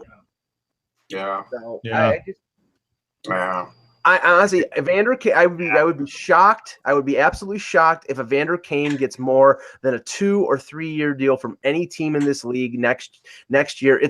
He's gonna be the Canadian Alexander Semin. They're gonna try to keep him to 1 year, 2 year deals because they have to keep him motivated and keep him in check. And that's just the reality. The guy has a reputation and he's earned it. Yeah, there's no question. But again, we knew regardless of that, he still would be traded. But let's be fair about this. The value has gone down. Yes. There's no question it went down. Oh, man. Someone just told me, does anybody realize that the Sabres were eliminated this weekend from the President's Trophy contention? No, the Sabres were eliminated from playoff contention. The Sabres, I mean, listen. This has been a bad year for the Sabres, and it's unfortunate because this is a great fan base, it's a great team, and everything didn't work. Things will turn around for them. And I mean, honestly, the one thing that killed them again is injuries. So and Evander Kane, I have a message that would be a lot higher, if he was playing with who he was playing with at the beginning of the year, when he was his slump. Because he's been in a slump for over a month. His slump predated Eichel's injury. His slump was natural. Yes, it wasn't enhanced. No, unless some of the Russian hockey players recently. Curling. Curling. Has P.A. Parento been traded? Does anybody know? Mike Sillinger. This is always the time when P.A. Parento would get traded. Yeah. If he was in the league, yes. This is when he would be traded right about now. Yeah, I have a message for Sabres fans. Go to sportsology.com. You can check out my latest draft list. That's where you're at. Sorry. I have a message for Sabres fans. Before Mike says anything, I'm going to wrap here because this is going a bad path. All right. So before you leave today, though, there is exciting news. So I'm teasing this because and this is Russ's favorite thing, the predicting final standings launches today, and the computer has been. We spent the whole weekend. My wife, my lovely PhD wife, put this together. So I have the official standings as predicted. We're gonna preview them at 4:00 today, right before we get off the air, and you'll see them every day launching. It's kind of fun. It just plays out every game the rest of the season based on like 13 different factors. Last year was incredibly accurate. This is via math. Yeah, they incredibly accurate last year. Way more accurate than that. That thing that predicts the percentage of making or not making the playoffs. So I think you'll be surprised at where some teams land. So that's a little teaser for later. But and that'll be somebody just said that the Sabres should change their name to the Terriers. That's good. I like it. I told you they're looking at Matt Grzelcyk now. They have to be. Yeah. Yep. It sounds like it really sounds like, and this is always the best couple minutes here. I'm trying to let's see. Well, here. Ian McIntyre just tweeted out that last hour progress on Vanek deal looks like one will happen. Okay. Not surprised. Okay. Let's do a little guess around the table. What do you think Vanek gets? I think he gets a 4th round pick. No, he'll get a conditional second. Yeah. Okay. I was going to say a 3rd, but conditional second works for me as well. Yeah, I like a conditional second. And I think New Jersey makes a lot of sense because I think they actually play him in a top 6 role, which is what he needs to play to be effective. You know, can we like not slam this guy for him going to Montreal a few years back and being unsuccessful because Montreal, you know, I mean, he was traded last year. He had a good year with Detroit. He was traded to Florida, and Florida put him on the 3rd line, and he wasn't productive because he's not a 3rd line player. He's a guy who's got to play the power play and play in the top 6. And if you're going to trade for him, you got to use him that way. Otherwise, it's a waste of a draft pick or a waste of a roster space. Yeah, somebody in the chat room had a real good point. We've all talked about this point, but now that the time is getting near, it makes sense. And that, look, at the end of the day, Tampa's going to keep running on McDonagh till the last minute, and then literally Yzerman could call Ken Holland to get the deal done for Green. Like he can. Yeah. Yeah, no, I agree with that. Well, do you want to do another grade the trade here, guys? Whatever you want to do, Mike. There's a little bit of talk going on about the Capitals perhaps being involved in something in a big trade here. Yeah. So I'll get back on that. I'm not sure yet. Okay, because I had somebody asked me the question this morning about John Karlsson. It's like Washington's in a playoff spot. Washington is a contender. They're not going to trade unless they're trading John Karlsson to the Rangers in a deal for McDonagh because supposedly John Karlsson wants to go to the Rangers. At least we heard that. I mean, why do you say it, Mike? You say that so negatively. Like there's this. No, but Russ, I'm as cynical about that as everybody who's born in Ontario.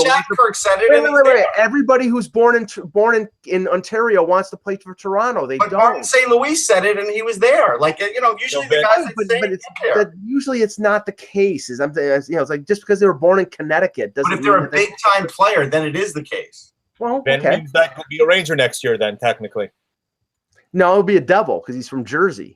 Oh, he was a Ranger fan, though, I thought. Yeah, yes, but the Rangers are going through. But the Rangers are going through their rebuild. So why would you go to a Here's team? What I think. I think with Karlsson, it's a draft trade. He'll get traded. You know all about rebuilds, Mike. If you're looking at the Rangers with all these extra picks, if all of a sudden Washington comes calling and wants a few picks for Karlsson, they might do it. All right, I just talked to somebody who made a really good point, and they said obviously a deal like this to go down to 3 o'clock if Karlsson is going to be traded. And for it to go down to this point, there's only 2 things that could be possibly happening.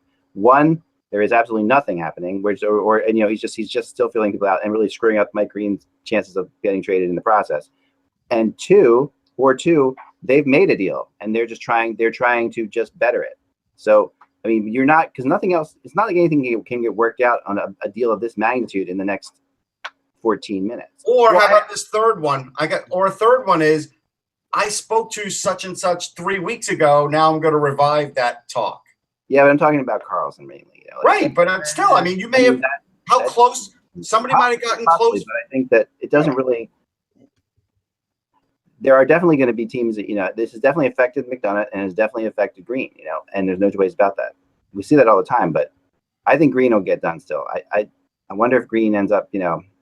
I think Green, like I said, I think Green is the plan B for teams like Tampa or Washington if they, if they're involved on McDonagh or if they're involved in Karlsson and it falls through, they can call Ken Holland at 255 and say, okay, I'll do the deal, and that's the fallback.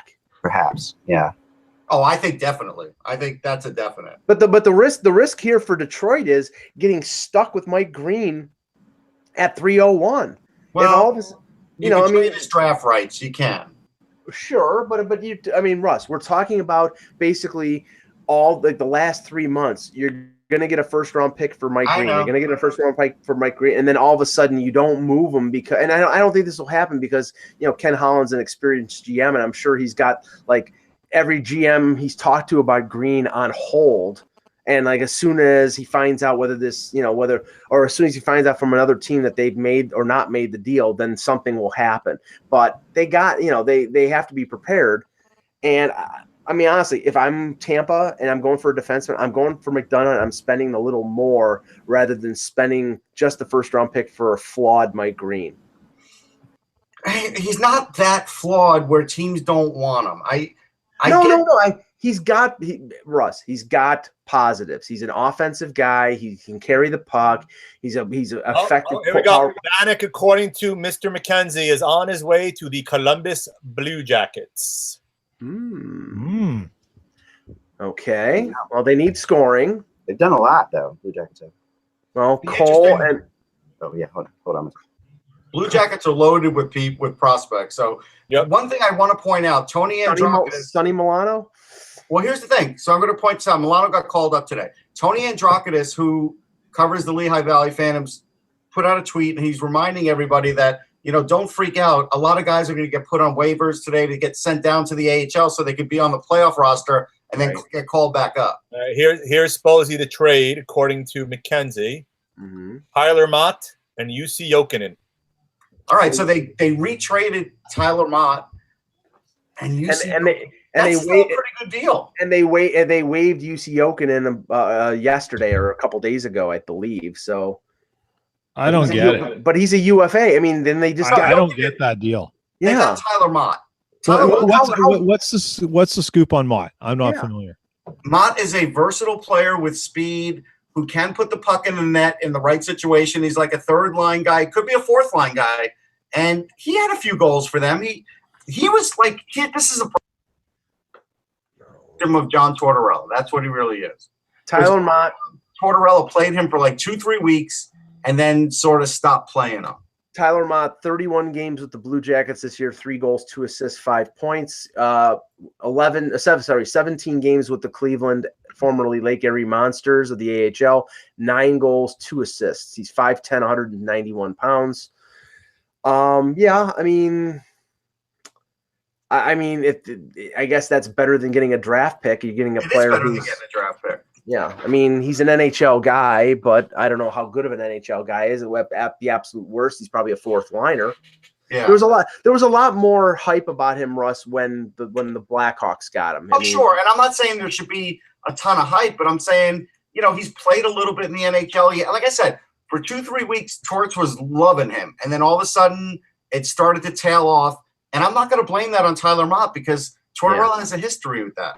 He was part of the Saad Panarin deal last summer after a couple years with the Blackhawks, and now he moves on to Vancouver. Let's see here. Yeah. So John Shannon confirms Vanek for Mott and Jokinen. I do want to point out. Hang on. I do want to point out the drunken ramblings of Mike Commodore on Twitter. He shows his desk full of like all kinds of liquor, and then one of his tweets was, "Folks, hold on. Mike Hoffman, step right up. You're the next senator to pack your shit." And that's a hashtag. You have a ticket waiting for you at the airport, a one-way ticket to St. Louis. Like, what is up with Mike Commodore? Seriously. Mike Commodore is trying to be the next Paul Bissonnette. I guess. And he got the Evander Kane one right. I'll give him that one because he said yesterday he was going to San Jose. Yeah, but I really don't need to hear an ex-NHLer venting about his hatred of Mike Babcock. And this is not me defending Babcock, but you know what? If you want to do that, go on the HF boards or go on Facebook and ramble. I'm all for anybody who's entertaining in the world. It's like I don't know how entertaining a clown is. Well, it can be. Some people. I think it's kind of. Here's the thing. Yeah. It's on the edge. It's on the edge of being entertaining, but when you're saying someone like Mike Hoffman, get the hell out of here, it's not entertaining. So I get what Mike's saying. Yeah, that's what he says with everyone, though. That's what he's been doing. Right. I And mean, right. that drips with sarcasm, right? Yeah, He's and it just gets having old, fun. Okay. Oh no, it definitely gets old, no question about it. And it's mocking a lot of things. So It's definitely mocking. There's no doubt about that. Well, I mean, I gotta like what Columbus has done so far, adding 2 depth pieces without really giving up a ton. Am I Yes. not? Right now, it doesn't seem like. I mean, is it been like maybe 10 trades? It hasn't been a lot. I know that usually is the rush here at the. We've got 8 minutes to go, and there's always going to be trades that bleed through for the next hour and a half. But it doesn't seem like there've been a lot of deals. no.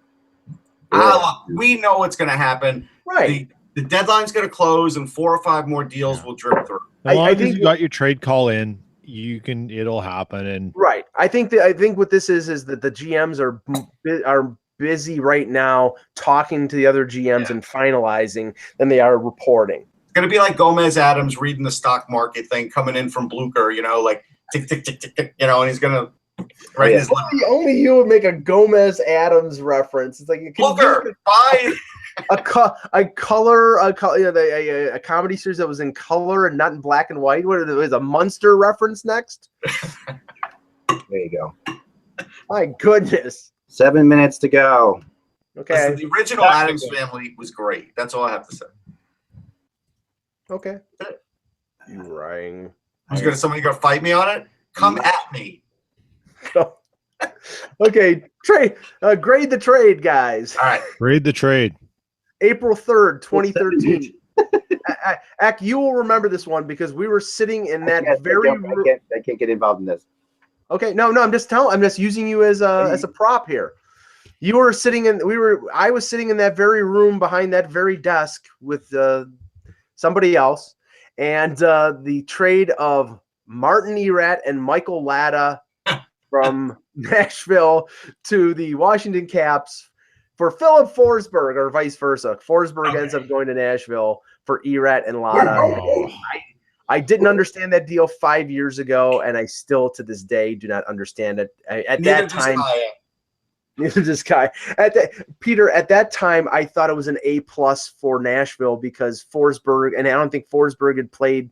I don't think he had played a game in the NHL at that point. But he was a top prospect at the time when the deal went down, and we all knew what Martin Erat was. Yeah, exactly, Jen. Exactly. Now that was George McPhee's handiwork point. Well, here's the thing. Yeah. Now, And I understand what he wanted to do.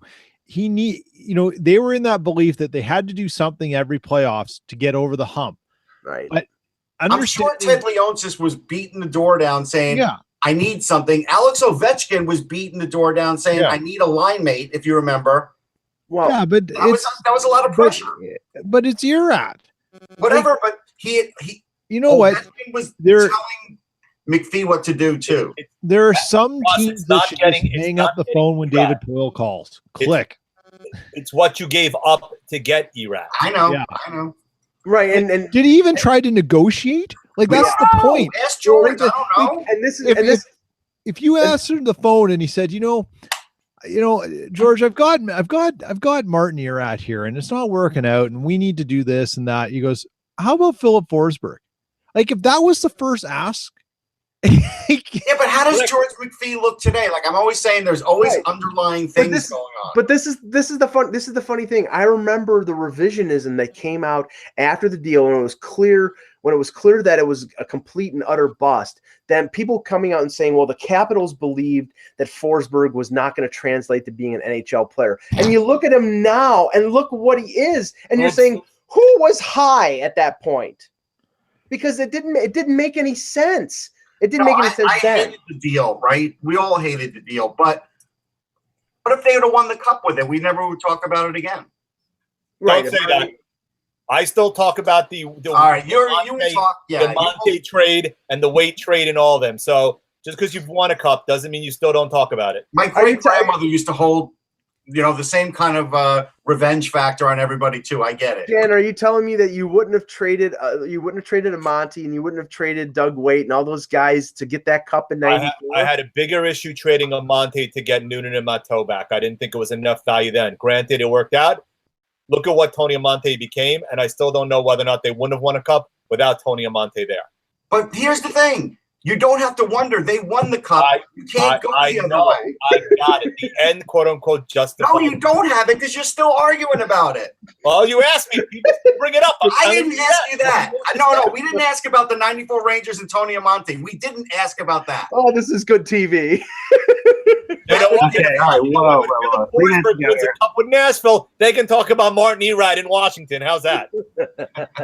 Go ahead, Ek. All right, yeah, the Rangers are trying to get McDonagh done. I was told this, I'm sure they are. and they feel like they can. So It's a little late in the game. It's 2:50. that was 2 minutes ago. I mean, I was told this 5 minutes ago, and he was told by somebody else. So they still, let's say, according to 15 minutes ago, they still thought they could get it done. That's like a Tom Brady Hail Mary at this point, Ek. I mean, They must have a deal they like. I'm sure they do. They have 5 offers. Well, we may be waiting until again that same day. Remember how long we waited around live online for the Jason Pominville trade to come through. It was like at 5 o'clock in the afternoon. It took that long. According to John Shannon, now the players going to Vancouver may be changing. Oh, really? Wait a second, guys. It's not you. It's you. See, this is, what this reminds me of? I'm going to go back to the McDonagh thing. It reminds me of when Mike is going, this is going to be future Mike. He's going to be trading his Honda, and he's going to get an offer from CarMax. He's going to go to Honda. He's going to go to Joe's Auto Service. He's going to go to, then it's going to take him like an hour to figure it out. I'm trading a brand new Yugo. A Yugo. Oh my God! Didn't those die in 1987? Yeah, they did. They were horrible cars. Yeah. Oh my God! You buy it and you go fix it. Although we'd have liked to Sponsored see by you in a Kia. Yugo, Peter. I don't know if you would have even fit in a Yugo. No. Okay, according to Chris Johnson, at 2:59, there is still a team at the table with the Sens talking Erik Karlsson. It's a small table. I think at this point it's a snack table. The table for one. It would have to be Vegas, guys. It's the only team. It would have to be Vegas. It would have to be Vegas at this point. So then it's a table with like a half-dressed waitress.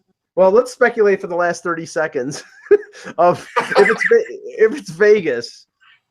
I'm assuming it's got, you're going to talk about Brandstrom in the deal. You're probably talking about taking on, Ryan's salary.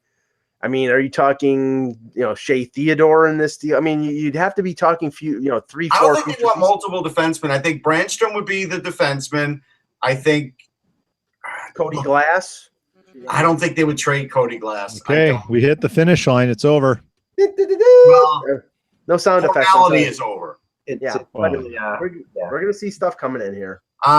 Maybe. I mean, look, if it's Cody Glass, Erik Brandstrom, and a first-round pick, and they think they could sign Erik Karlsson, it's not a horrible deal. It's probably good for both sides. I agree. True. I mean, I don't know. I mean, I think I'm putting something up on the chart here. Because remember, if they get Erik Karlsson, they will have a chance to win the Stanley Cup as an expansion team. Yeah, which is it's a huge story. I mean, and Karlsson and Bobby Ryan were good in the playoffs last year. I mean, they're both really good in the playoffs. I think that's only happened in like Angels of the Outfield or something. I don't know. Here you go. And this is a statement that Did that happen in Angels of the Outfield, Mike? Did they win the World I never Series? watched that piece of crap. I didn't either. Yeah. Okay. Here's a statement of the current status of the Islanders from an Islanders fan. The Columbus Blue Jackets are 2 points ahead of the Isles. They added Thomas Vanek, Mark Letestu, and Ian Cole. What did the Islanders do? They added Brandon Davidson and Chris Wagner. That's all you need to know, folks. Jan can't even respond. It's hard to respond. Real life interceding. What was that again? Mike, say it again. Okay, just that the Blue Jackets 2 points ahead of the Islanders added Vanek, Letestu, and Ian Cole, and the Islanders added Brandon Davidson and Chris Wagner. What does that say? What is that? It says Jarmo Kekalainen is an adult, and he sees that his team needed stuff, and he added 3 players who could help him get in the playoffs, and Garth Snow is twiddling his thumbs. That's what Garth Snow has done a lot of. But Elliot so Friedman- far, let's be fair. Yeah. So far, management and ownership, really ownership, has gone along with Garth Snow. Now, Yes. if he gets fired before the draft, then we'll know that there's been a divide, obviously. But if Garth goes through the draft, then obviously ownership is okay with this. Okay, here's the first of many. The Washington Capitals are done. No trades coming. Chris Johnston reports that there may be a deal in place between Boston and Chicago involving Tommy Wingles. All right, so Wingles is a there's another good trade deadline guy. Yep, Wingles has been going places lately. He's the PA Pareto of this year. Yep. But all right, so Detroit's done. So that means they'll No, Washington. Hey. Washington. Oh, Washington's done. Okay. What's going to happen in Edmonton tonight if Maroon's still an Oiler? They're going You're gonna hear an to announcement extend him. of That's what they're contract. gonna do. I mean, the only No, it's not option that for next Chiarelli is to sign is to say we're announcing an extension. That's Yep. the Dallas is done. Did they ever start? Yeah, they never starts. Aaron Portzline According to report. the Blue Jackets, Jack Johnson was not traded by the 3 p.m. deadline. You just upstaged me there, Jan. Thank you. Well, that means that that's okay. I mean, that means they're just going to keep him and go for it. Right. He's Yeah. he's the term that I absolutely love. He's Mike Haka saying rental. Stars have made no trades today. Sorry, just adding that I in. think we knew that already, Peter. Oh, but did we? that- Okay, sorry, Mike. My apologies. Yeah, we haven't Yes, mentioned him all day. Jack Johnson is the own rental. I don't like that phrase either. I'll never use it. I'm a Stupid. bit surprised, given what Vanek may have gone for, that Dallas really didn't do anything. Yeah, Josh I agree, Jen. I totally agree. Josh Juris to Pittsburgh, according to Elliot Friedman. Well, Josh Joris Wait, New York. did nothing for the Rangers. I don't know what he'll do for Pittsburgh. I will say this about Dallas. All right, so according to McKenzie, Vegas was a team in the hardest on Karlsson in the final hour, but did not get a deal done with Ottawa. Okay. So Karlsson did not go. Shock. Well, Russ, we'll be eating ribs in Dallas when Erik Karlsson is traded. Yeah, no doubt. What I was going to say, though, about Dallas, Ken Hitchcock may have told management that, hey, you know what? I like this team the way it is. And if that's the case, Jim Nill will listen to him. Yeah. Coyotes are done. Did they ever start? Like you said, Ek? I mean, Ken Hitchcock wields a lot of power there. He does.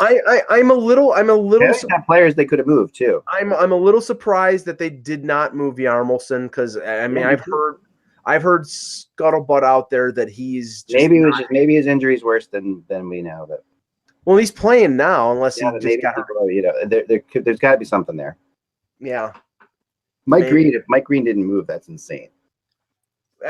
he has to have moved. He has to. But here's the thing, and I always use this as an example. A team gets stuck at the 11th hour with a player they obviously need to trade. Remember the Vanek Islander deal with Sebastian Coburg and a 3rd round pick. Mhm. You know, at some point maybe it's because a deal like that is embarrassing. Yeah.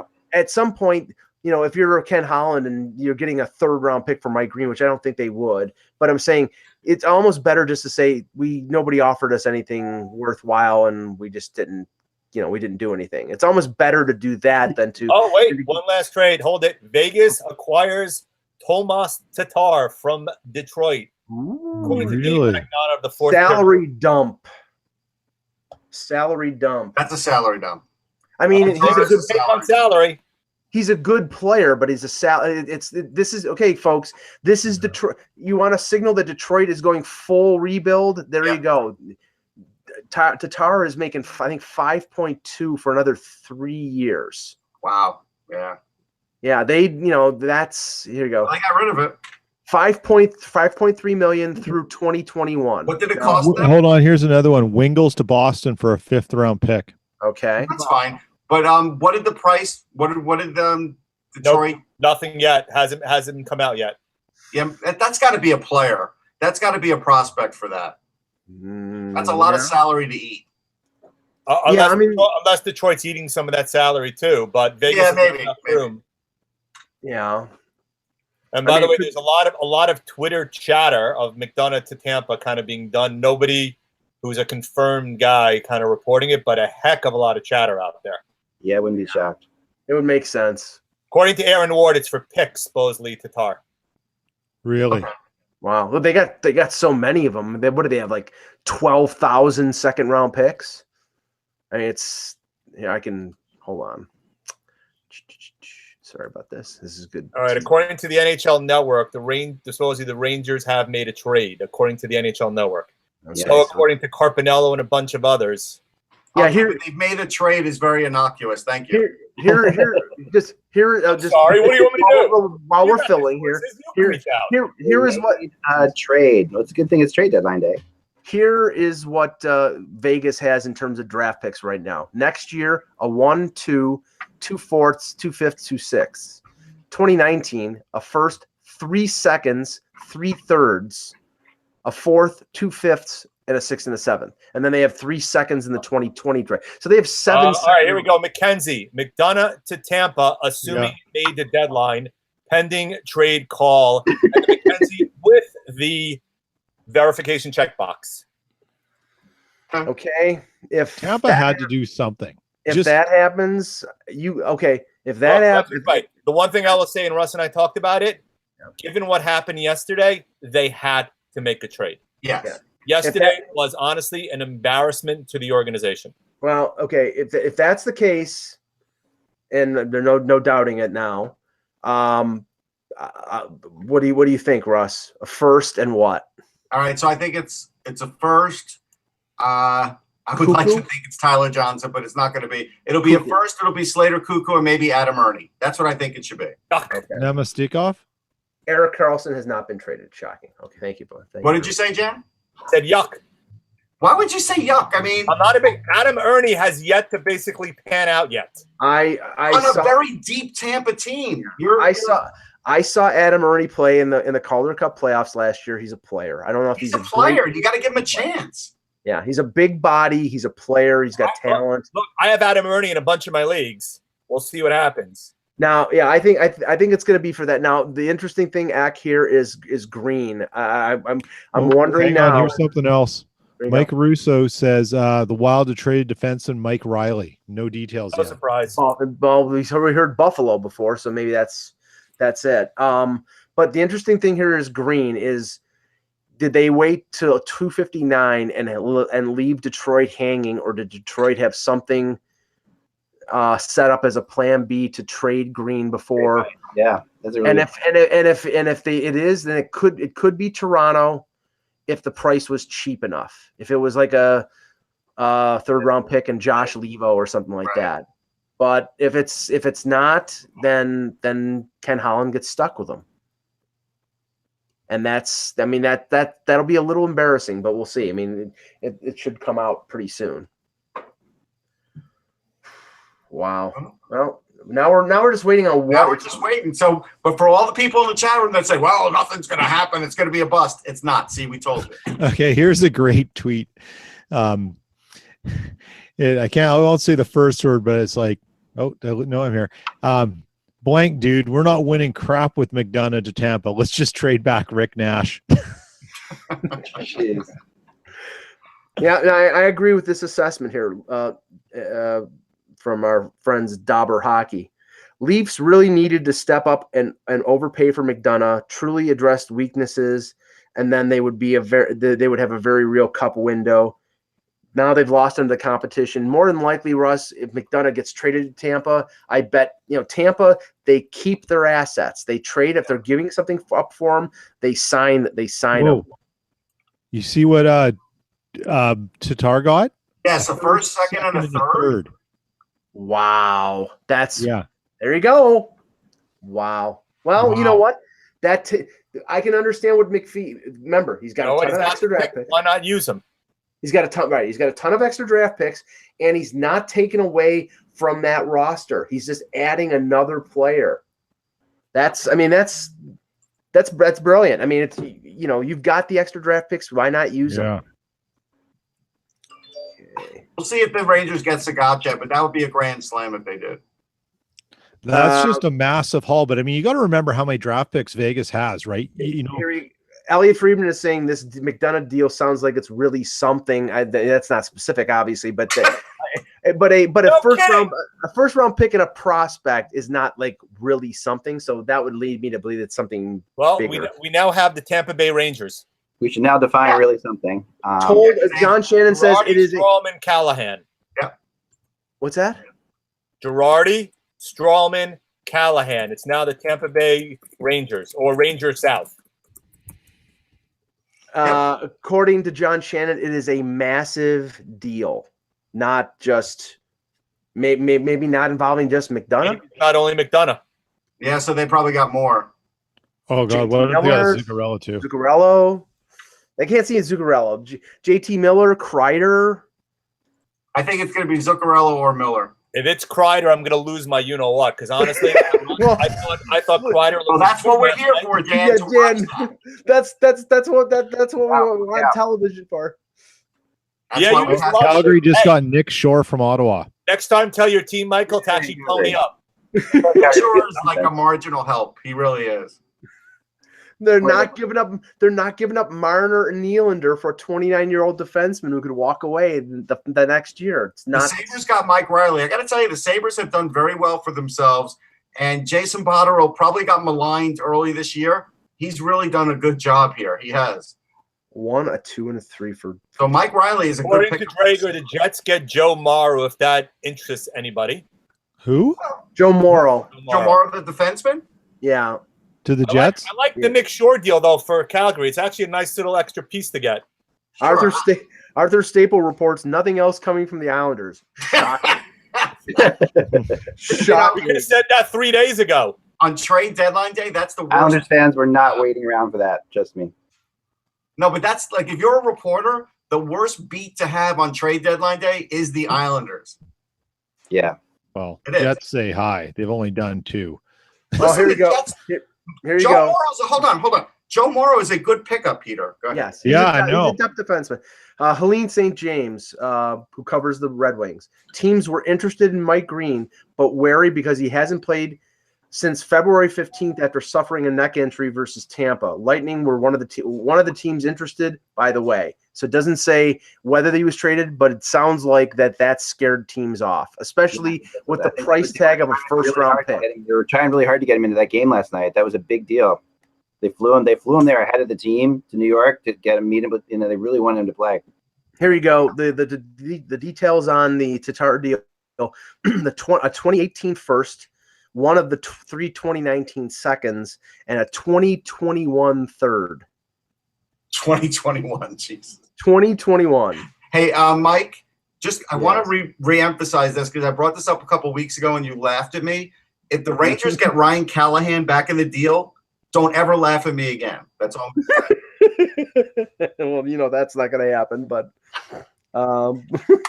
because if they did get him back in a deal, he would be the captain. Just saying. John Shannon reporting Patrick Maroon to the New Jersey Devils. There we go. That's a good pickup for them.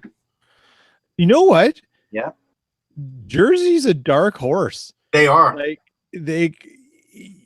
All that has to happen is Corey Schneider just plays out of his mind, and He you has let to some play of those first. horses run. Watch out! You don't want to face those guys. Yeah, Corey Snyder has to actually play. I don't think he's played since his injury yet. Oh, Yeah, right, that's right. I forgot he was out. Montreal got a 4th-round pick for Joe Morrow, so that's what the Jets gave up. Wait, who'd they trade? You glitched.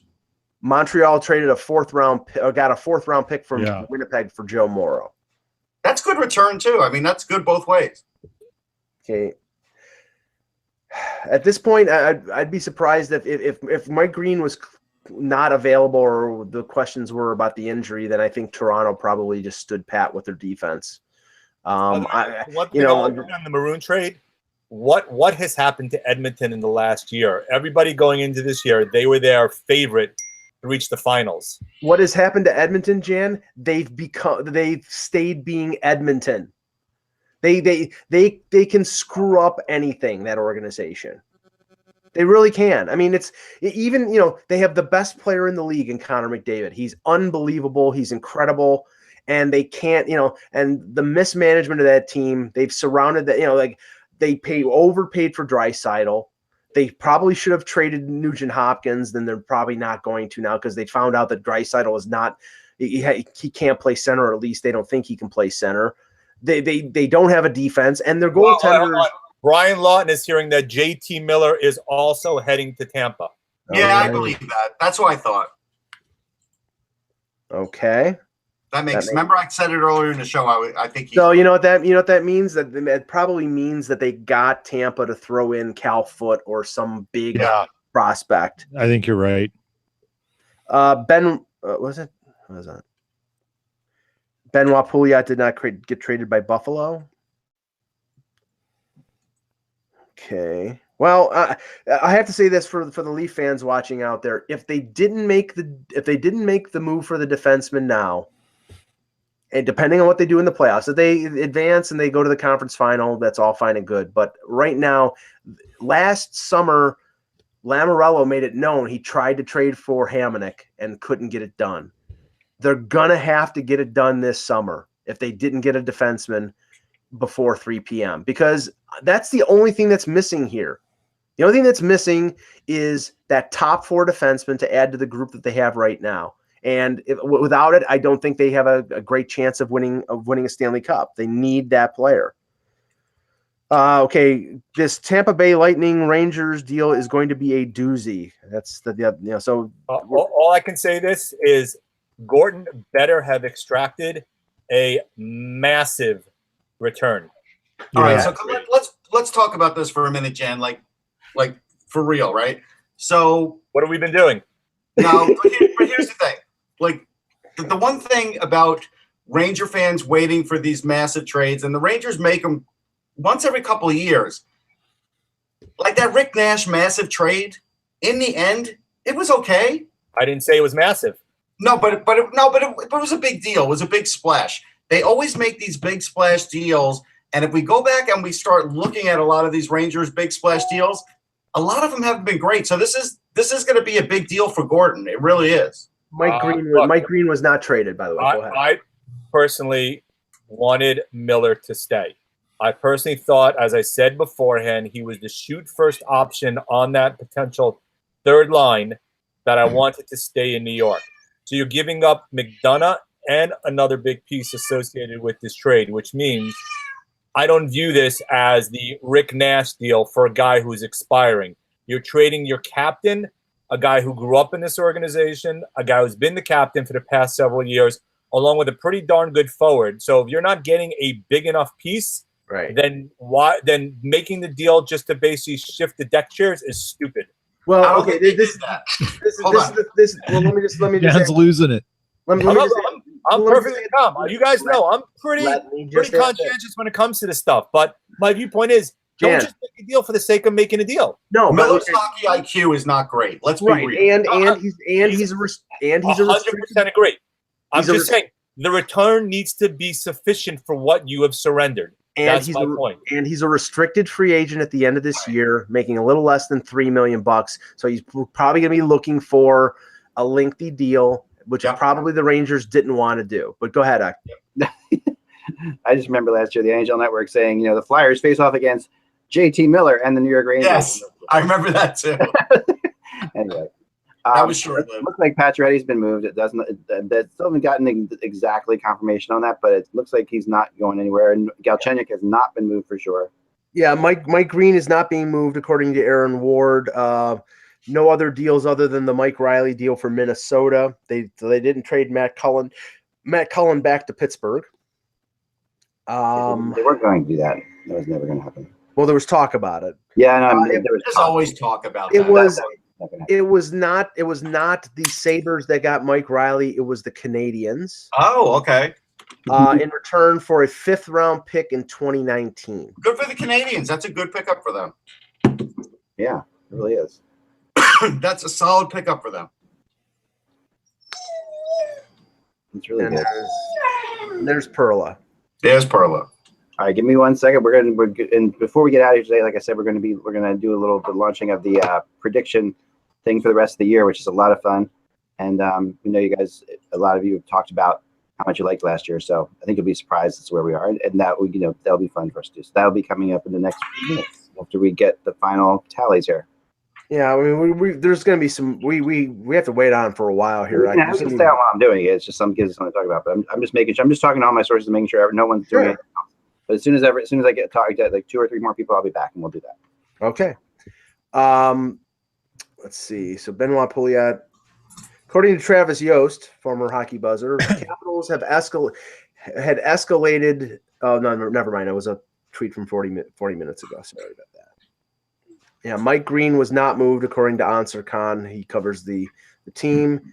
So no Mike Green. That's a situation where an injury. I mean, I remember a couple years ago when the Leafs, Peter, were, that was the tank year. That was the year they were going for the top pick. And P.A. Parento was their leading scorer. And about a week before the deadline, he got hurt. And there was still a lot of talk about them getting a second round pick, a third round pick, whatever. And then there was some rumor after the fact that, oh, no, it got out. He was being traded someplace, and Lou Lamoriello decided not to trade him because it got out. And I don't believe that. I think it was the injury. And the injuries at the 11th hour always scare away teams because they're in tight playoff races. They want these players available. Sorry, what's that? No, sorry. I was just rambling. The one name that's rumored to be part of it is Tyler Johnson. It seems to be coming out, but nothing confirmed yet. That would be great. That makes no sense. I'm not a huge Tyler Johnson fan. What? Undersized, one huge year. Hasn't Oh my God. remotely close to that level. I'd rather the younger guys. Have you looked at their centers? They could I use have Tyler looked at Johnson. their centers. Trust me, Russ, I have. Okay, well, all I'll say is Unless they had to for cap reasons. He's making $5 million each of the next 6 seasons, Russ. I'll pay Tyler Johnson $5 million before I pay it to JT Miller because that's what's going to happen. And what about and who's he sliding in? He's sliding in over Hayes. Over Kevin Hayes. Kevin Hayes is not a good center. You're making him your number 1? Number 2. Okay. He's my okay. I mean, I remember Mike a couple of weeks ago. I said if they got Tyler Johnson, it would be great. And everybody kept saying they're not going to get rid of Tyler Johnson. Even Eck kept saying they're not going to get rid of Tyler Johnson. Dan Levine versus Russ Cohen at WrestleMania. If you would have said Miller and McDonagh for Braden Point, I wouldn't have blinked. I'd be fine with it. But they're not trading. They're not trading Braden Point. He's on an entry level deal. They're not trading Braden Point. But you're also taking about $5 million in salary. Well, let's it's nothing for a center. Come on. Yeah, I mean, so is Tyler Johnson better than Zibanejad? Yes, but they're probably still going to keep Zibanejad as the number 1 because of the size factor. All right. Yeah, yeah. We don't know for sure that he's part of this deal, so we no. But Eck, I want to talk to Eck. Come on, let Russ and I fight a little bit. It's good. No, but I want to bring this back to Eck because Eck, remember when I brought him up a couple weeks ago, and I said Tyler Johnson, if I was making the deal, I'd want him in there, and you said you felt like he might be untouchable, but I said he would be part of the Karlsson trade if they made that, but I did think with this trade, I didn't think they would put him in this because they really do like him. Well, no, not they don't like him. John Cooper loves him. And that's it. That's the thing. Tampa, Eisman likes him. I didn't like Karlsson, no question. Matt Reed has been recalled. Lynn Blom has been sent down. Oh, wow. So Matt Reed's getting a chance now. Come on, Eck, say it. Nope. Can't make me. Next to Russ enough in the press box. He knows what I'd say when Nope. He didn't get traded. He was one of my 5 to get traded. I don't think he would get traded, but I kind of wish he had for his sake, but because he is. It would have been good for him if he did, actually. Guys, the best line I've heard so far on Twitter right now is the NHL is so whack. Woj would have had the details in the Ryan McDonagh trade like 3 years ago. Yeah, I will say this, and I just talked to somebody else who does believe, and one of you brought it up, and I'm not sure who it was. But who does believe that Yzerman waited till the last second on this on purpose to screw anybody else to not allow anybody to react to it, like to not put in a situation. Yeah. Which is really something. I mean, that's like. Well, yeah, you basically keep the guy GMing. I like that. To avoid him making a trade elsewhere, right? Right. I like it. I mean, I really like it because Mark Spector is saying that, and it might be slightly more than this, but that the pick going to Edmonton for Patrick Maroon was a 3rd round pick. Wow, that's a bargain. That's a bargain. They're going to So- sign Maroon again. They're going to bring him right back to Edmonton. It's They So not, will, Holland because it's a Maroon bargain for for a Larson and a rental. third. What was it again? Holland Maroon for Larson and a third. But that's a bargain for a rental like Maroon. That's a bargain for New it Jersey. is, but you can see. I mean, it took him a Oh, long he's time. going to rebound. I agree with you, Eck. He's going to ricochet back. He will. Yeah, he's going to go right back. I mean, they definitely want him back there. There's no question about it. And he wants to be back there. Connor McDavid wants him back there. They told him. I'm sure they've told him you're coming back. You know. It looks like we could see Tampa Bay against Pittsburgh all over again. And would that shock anybody? Nope. Who would you make as a favorite, though? It's a Pittsburgh. hell of a series. Pittsburgh. It's a hell of a Pittsburgh- series. I think I would go with- Pittsburgh's the favorite. Defense being improved. Still Pittsburgh, though, yeah. Yeah, You got to see how these guys fit in. You know, like Right. until they beat them, I would favor Pittsburgh. Until they're beaten, I had to favor Pittsburgh in anything because they're as long as Matt Murray's healthy. Hey, my question is: does the plane stop midway and bring JT Miller on the way back? Nope. He's got to go the whole way and then No. make his. he's parachuting like DB Cooper out in right Imagine, over Chicago. If he's on a plane right now and like they have the internet, you know, and they're all looking it out, they're all checking things out and find out you're getting traded on the internet on the plane.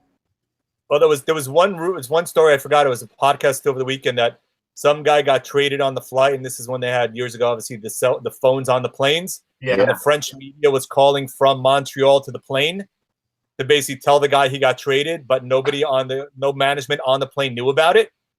Can you imagine being the guy who's basically announcing to the guy on the plane that he's gotten traded? That's awful. Yeah, the Elliot Friedman says the return from Maroon is a third in 2019 and a prospect, a Devils prospect who was in the NCAA, but he doesn't have the name yet, so that'll come out in a couple. Boy, of his parents should have named him by now. It's still a good trade for New Jersey, in my opinion. I like what the Devils. I mean, Devils have added two top 9 forwards in the last You need week. some sleep, Ak. You really need some sleep. That's I funny. I'm glad he got traded, but I really feel bad for the fact that he hasn't been named. I'm ordering my pizza. It's funny today. I put out a picture on Instagram of the office here, you know, and I said, "What's the one most important thing here?" And I had my 6-pack of iced teas over here, which is obviously of all these computers around me, that's the most important thing. Right. This place. But then a couple people said that the couch behind you so you could sleep and wait for the trades to come in. And I said, "Man, that's tempting. That is." You don't know how close that is. But since we've already figured out since I'm the Alex Jones of hockey, according to somebody today. He said he was kidding. He took it back. Not many things get to me. That one. I pressured him to take it back. At least they didn't say you were at least they didn't say you were the Ann Coulter of hockey. Hey guys, did you see this for the trade? For where is it? Libor Hajek, Brent Holden, Vladislav Nemestikov, 2018 first-round pick, conditional second-round pick. Confirmation of follow from Bob McKenzie. So Nemestikov and No, Holden. Johnson. There you go. I Libor told you. Hajek, 20 okay, first. Hayek and Brett Howden. Okay, Brett Howden's a heck of a prospect. Yes. So that's McKenzie. Howden or Holden? It's written Holden. Howden, it's Howden. Quentin Howden's brother. Oh, okay. Better Yeah. one. Medal winner Quentin Howden. Brett Howden. Yeah, he has Holden. We know that because his parents named him. Brett Howden, Nemestikov, 2018 first, conditional second. Yeah, the thing is, though, is that Nemestikov is an RFA as well. And he had a big year this year, and they probably wouldn't be able to sign him because they played him most of the year with Kucherov and Stamkos, and his numbers were very good. So that's a situation where, yeah, he's making 1.9 this year, and he's probably going to be asking in the 4.5 to 5 range on a new deal. Yep. I'm not in love with the trade. I mean, Russ, I'll defer to you, but what's your kind of view on this one? But here's the thing. All right, so Brett Howden is a very big, strong kid who could definitely grind you out 15 to 17 to 20 goals when he's at NHL strength. He's got a very big frame. Don't go by Quentin Howden because he's much better. He is smart. He's really good on faceoffs, and he is good all around, defensively and otherwise. So could he turn into a second-line center? Yeah, he could. Okay. I think he'll probably start off lower than that, but that's fine when he's ready. He's not ready yet. Here you go. Nemestikov, he's played wing, but he's also played center. I think he's more of a center. He's a center. Yeah, he's a center. 25 years old this year, 62 games, 20 goals, 24 assists, 44 points. He had a very good year, but he was playing on the. I think he was playing on the. He was playing center. He was centering that line because it was Kucherov and Stamkos, and Stamkos was playing the wing. Yeah. So, that's not a bad player, but you're gonna have to pay him. Yeah. Anyways, boys, I gotta run. They would have to pay JT Miller too. So what they've decided is they would rather pay Nemestikov over Miller, and I would make that same decision. Right. I agree. Yeah. Anyways, I gotta run, guys. Okay. Enjoy. Thank you, Peter. Great job. Hey, great job, everyone. Take care. Have a great day. Take No, care. this is a good deal for the Rangers. Howden's really good. Look, Libor Hajek, I haven't really paid a lot of attention to him lately. I haven't. Can I get you a peanut butter glass? We'll just mute. Jan, we'll mute you here for a second. So. Yeah. Hey, sorry, guys. Oh, okay, no problem. No problem. So I mean, again, I got to be honest with you. I am woefully underwhelmed. why are you underwhelmed? They got two centers. Because I told you the guy I wanted, Sergachev, was the guy who I wanted. If you're not going to get Sergachev, I like Howden, but I'm not in love with Howden. He should have gotten foot back also as part of the deal. They were never the guy who's basically boosted a lot of his numbers, getting a chance to play with Stamkos and Kucherov on the same line this year. Okay, but I've seen Howden in international play a couple of times. I've seen him in different situations.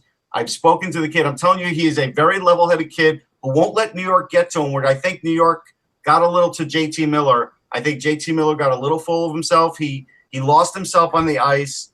I think they got smarter players. I think they got more of a goal output with Nemestikov. And Nemestikov is a highly skilled guy, way more skilled than JT Miller. Somebody just changed JT Miller's Wikipedia page to read JT just traded Miller. What about the other prospect? Yeah, I'm looking up what I have in my notes for Libor Hajek. Hold on. Give me a minute.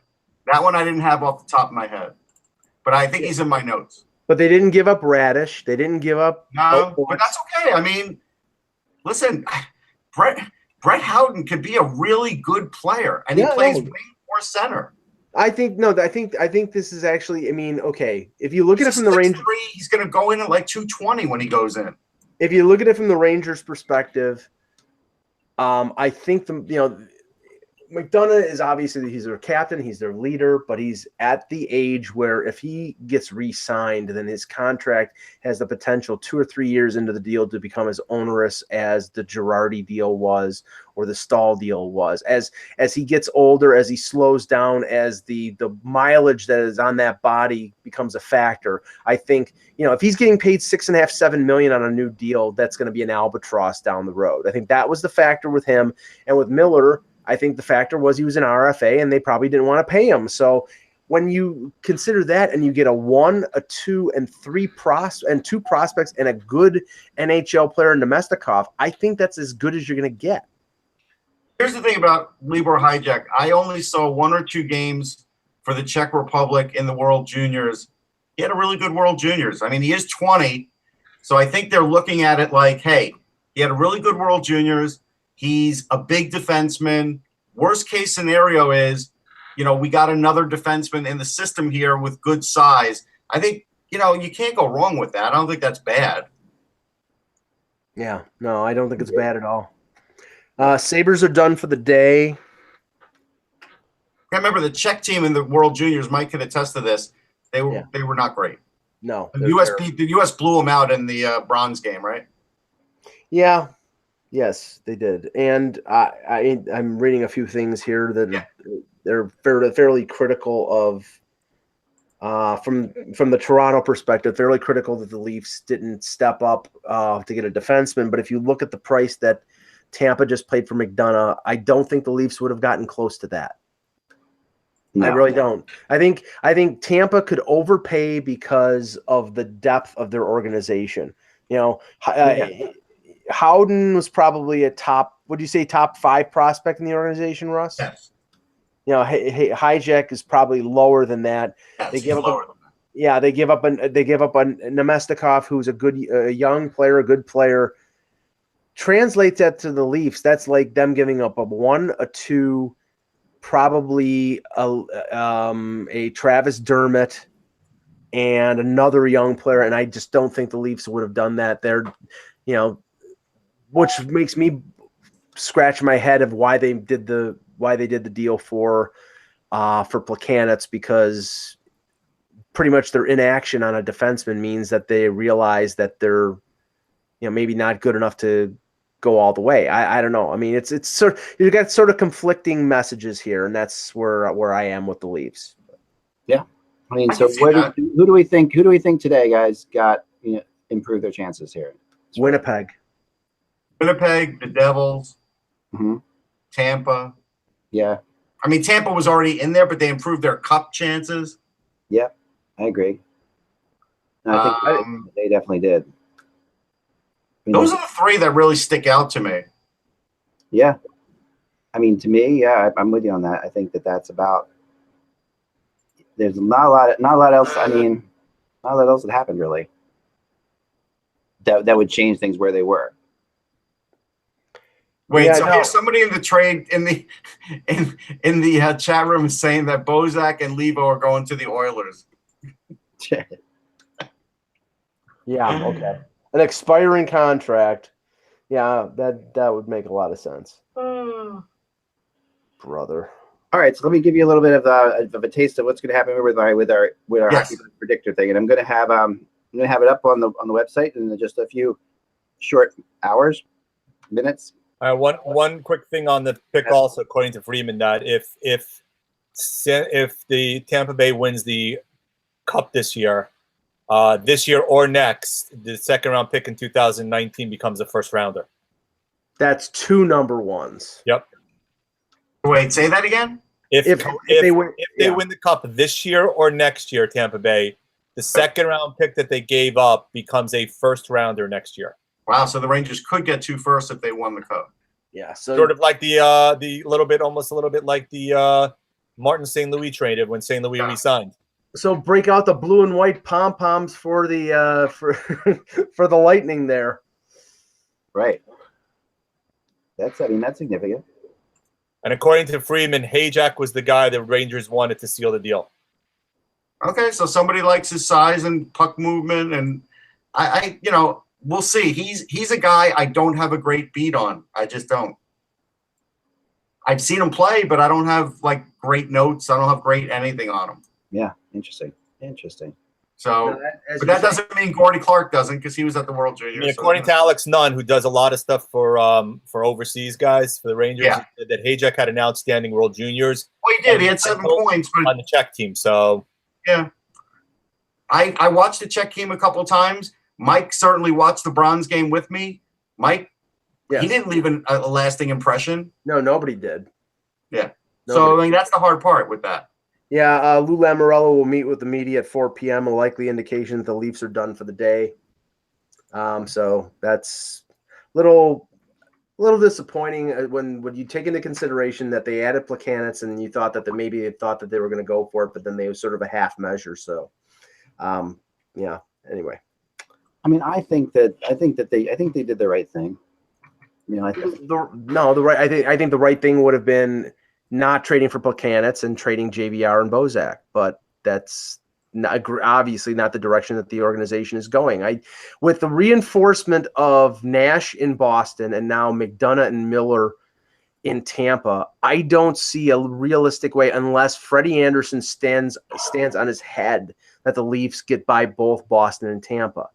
Now, it's not like you're not going to try. They're obviously going to try, and you've got good young players there, and they want to win. But I think it's a year too soon, and that's why, if you have the opportunity to get the assets that the Rangers got for Nash, or the assets that it'd probably a lot more than what Buffalo got for Evander Kane, and you could convert that into the part of the package to get a defenseman, then that's what they probably should have done. But they're deciding to take a run, keep the gang together, and see what happens. And now we'll have to see what happens. Yeah, it's gonna have to. Well, it'll be interesting to see if McDonagh pairs with Girardi, or if he pairs with Strawman, or they go with a different pairing. He pairs with Hedman. It'll be interesting. I would think it's going to be with Girardi, and then they move Sergachev down to the bottom pairing. Yeah, that might happen. It really is nuts that they've got 3 guys. The three of their tops. I got Ranger fans telling me they're not happy with the trade. And it's like you got 2 centers, a prospect defenseman, a first, and another pick that could turn into another first. Well, and let's say This is a this. solid trade. McDonagh's got 1 year left on the deal. Let's say you got to the point where you had to make this trade. So Right. Well, let's say this though. If the Rangers got this kind of haul for McDonagh, what in the hell is Ottawa getting for Karlsson? Oh, they're getting a lot at the draft. They're getting think about this. If Vegas gave a first, a second, and a third for Tatar, what was the offer for Karlsson? That to me is interesting. Like, what the heck? If Vegas was really in on Karlsson, I mean, they gave a first, second, and third for Tatar. I think Ottawa's going to move into the top 5 of the draft. That's what I think. Yeah, they're going to do something like that. Once they trade Erik Karlsson, that's where it's going. yeah. I mean, they won't get that from Vegas, but they could. But Vegas could Somebody, get that. I mean, Carolina, like we talked about. Right, Vegas could get that pick from some other team and trade it as part of the deal, which is realistic.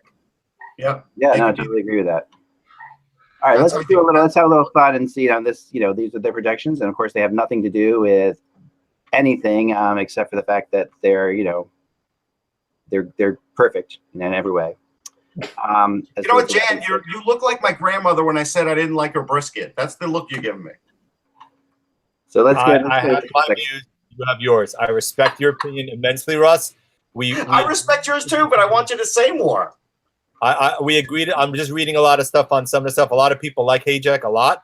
A lot of people like Howden. Look, right now, as you know, as well I do, all this is a crapshoot, right? You never know what they're prospects for a reason, until they become either really studs or suspects. And more times than not, they're suspects. I personally think the Menshkov's going to get paid a lot off of his first 3 quarters of the season. Right. Playing with Stamkos and Kucherov. I don't foresee his numbers here being the same. If he does pan out to be that second center, that's great because the team clearly need ones. But you've just gotten Spooner, who's a pass-first guy who may be better at center, so he could end up at wing. You have Anderson, who's a center potentially. You have Heetel, who's a center as well. Yeah, but I think he's going to play wing, though, to be honest.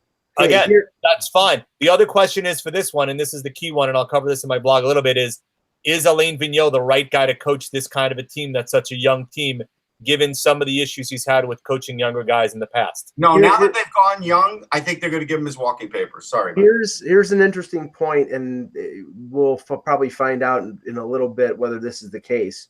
Brian Lawton, regarding is there a third team involved in this Tampa Bay New York deal? Because if you look at the salary amounts, JT Miller was a salary $2.75 million cap hit. McDonagh was 4.7, so that's over $7 million in cap space. And the only contract going back the other way was Nemestikov, who was making a little less than $2 million. He was $1.937 million. Yeah, so the Rangers still could eat half that overall contract if they had to. Right. They could eat the half of the Miller contract, but do you think they're going to eat the half 1 year this year? This year, yeah. No, you can't eat half of McDonagh's contract for 1 year. You have to be for the balance of the contract. That's what I'm saying. You can eat half of Miller's deal, but that's relatively insignificant. That gets you part of the way. But I agree with Lawton. There's the possibility that there's a third team involved here that's eating cap space, because right now I don't think Tampa had enough room on their own to be able to make that deal. But obviously, well, I think Hedman was out a long time. I mean, they saved some money there, right? So, right. Let me just check with. No, I'm not sure, but let me just check.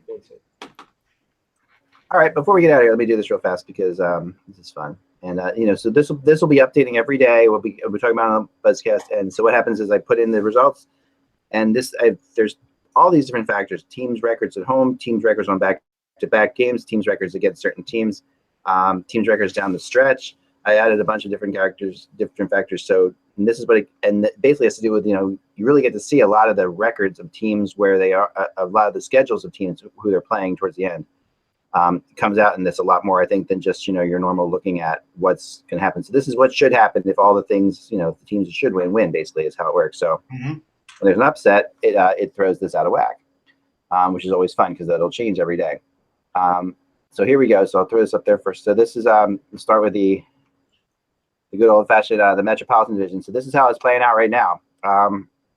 Washington will take this division. I think that this surprises, obviously if I was to predict this, I think Pittsburgh is going to win this division. I think that Pittsburgh's on a tear right now, and they're playing really well. They just need another pick. So a couple wins that Pittsburgh, but they have a tough schedule down the stretch, and that's why this ended up this way. There's tougher teams than I thought, and a lot of like back-to-backs and weird situations. So this is how this plays out. The Atlantic has it playing out like this, like Boston, Tampa Bay, Toronto. Of course, it's tight there with Boston and Tampa Bay.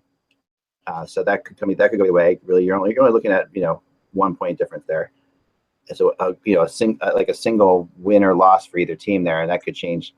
And that could change drastically. And the wild card, it plays out like with right now New Jersey and Florida grabbing it. So now Columbus did a lot today. So Columbus is definitely trying to go for it here. They're 2 points back, but they were buyers this trade deadline clearly. So that's going to be interesting. They have to, but Florida is playing so well right now. This would not surprise me at all. I think Florida is a playoff team right now. I really do. And the Western Conference, Nashville, Minnesota, Winnipeg. Minnesota, Winnipeg. Winnipeg did a lot today, so we'll see. And Minnesota, but Minnesota's got a really favorable schedule down the stretch. And the Pacific Division, Las Vegas, Anaheim, and LA. Anaheim has the I think the regulation wins there, or the wins out overtime. That's why they get the tiebreaker. And the wild cards, St. Louis and San Jose.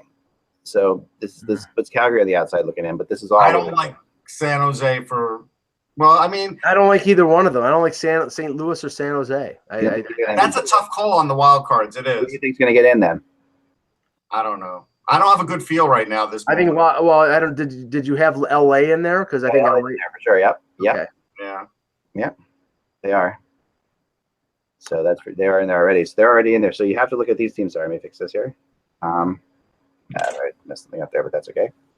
All right. So yes, I mean it's. Basically, the top is. I think Dallas is in there. Think Dallas and Calgary get in over San Luis and San Jose?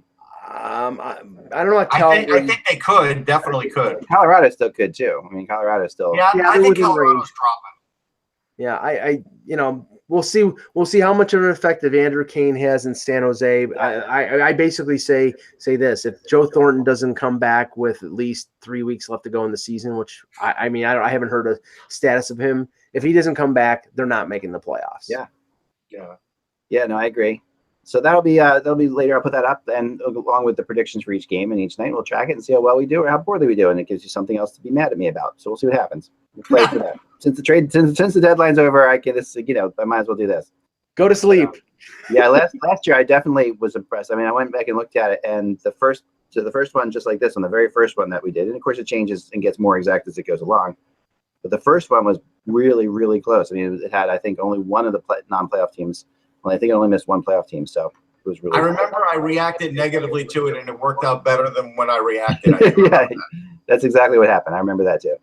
I'll be honest about that. That's fine. No, it's fine. So we'll see what happens. I like it. It's kind of interesting. I love this kind of stuff, and I'm really a big thing that I think hockey more than any other sport has to do with matchups in so many different ways. It does. I agree with that. The variables are, of course, when a team gets really hot or if an injury happens, you don't know what's happening there. And the other variable is, actually bad teams can sometimes really mess things up down the stretch, which we've seen in the past too. Teams like Chicago the other day beating San Jose. The Chicago playing spoiler is pretty funny in general, but it can happen. The good thing about math and numbers is there's no bias. That's what I like about it. Yep, that's what I like about it. So no one can really yell at me for it. Right. You can always yell at the factors I chose, but I think all the factors are typical factors that do matter. So. Anyway, that's that. I think I got one last thing, Ek. I don't know if this will make Jan feel better. I looked up what I had Brett Howden ranked as, and I had him ranked 23rd. He got drafted 27th. So I think he's going to be good. Pretty close. Look, I'm not saying they did poorly. I was looking for the swing for the fences, hit the home run kind of a deal. I mean, I think they did well on all three deals. This one doesn't strike me as, given the names that they gave up, that they hit the home run. If you're giving up Miller, I personally think Miller in Tampa is going to play exceedingly well. I just think AV didn't always particularly use him well, and I think the cracking down. I think that's a part of it. Help, but I think if you're giving up your captain and a true top pair defenseman, you need to hit a home run. And I wanted them to hit a home run, and I don't know if they did it here. And I never. We know he was going to leave. Like there was no question he was leaving. In a year plus though.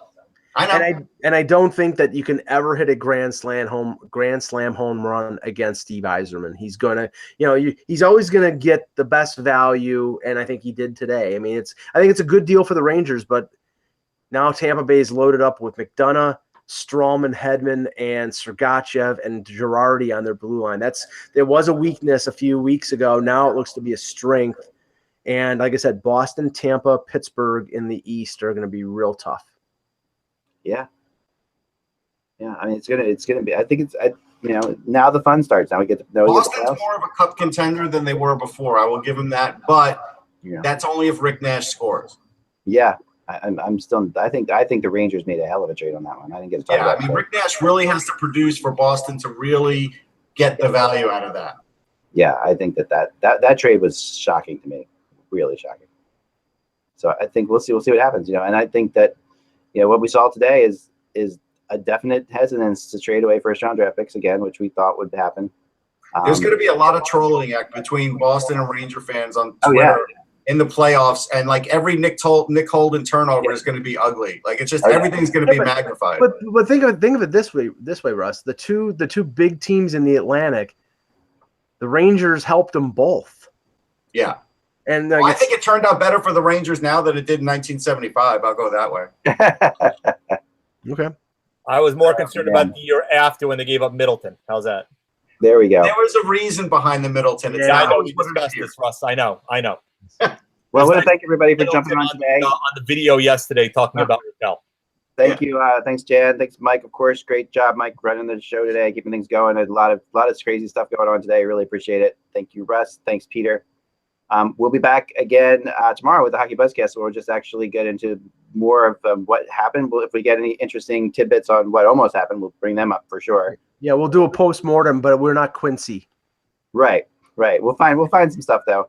And it's going to be so it's going to be fun. And for those of you out there who love rumors, don't just realize it's only like 3 months until the draft. So it's not that long between the trade deadline and the draft. I always say that to people. It's funny. We just got through the long period of time without trade rumors. So we got the draft. You have the UFA day. That's all within like 4 months. It's crazy. Remember, without the buzz, it's just hockey. We will talk to you soon. Thanks so much for watching and supporting us. Appreciate it. Talk to you then.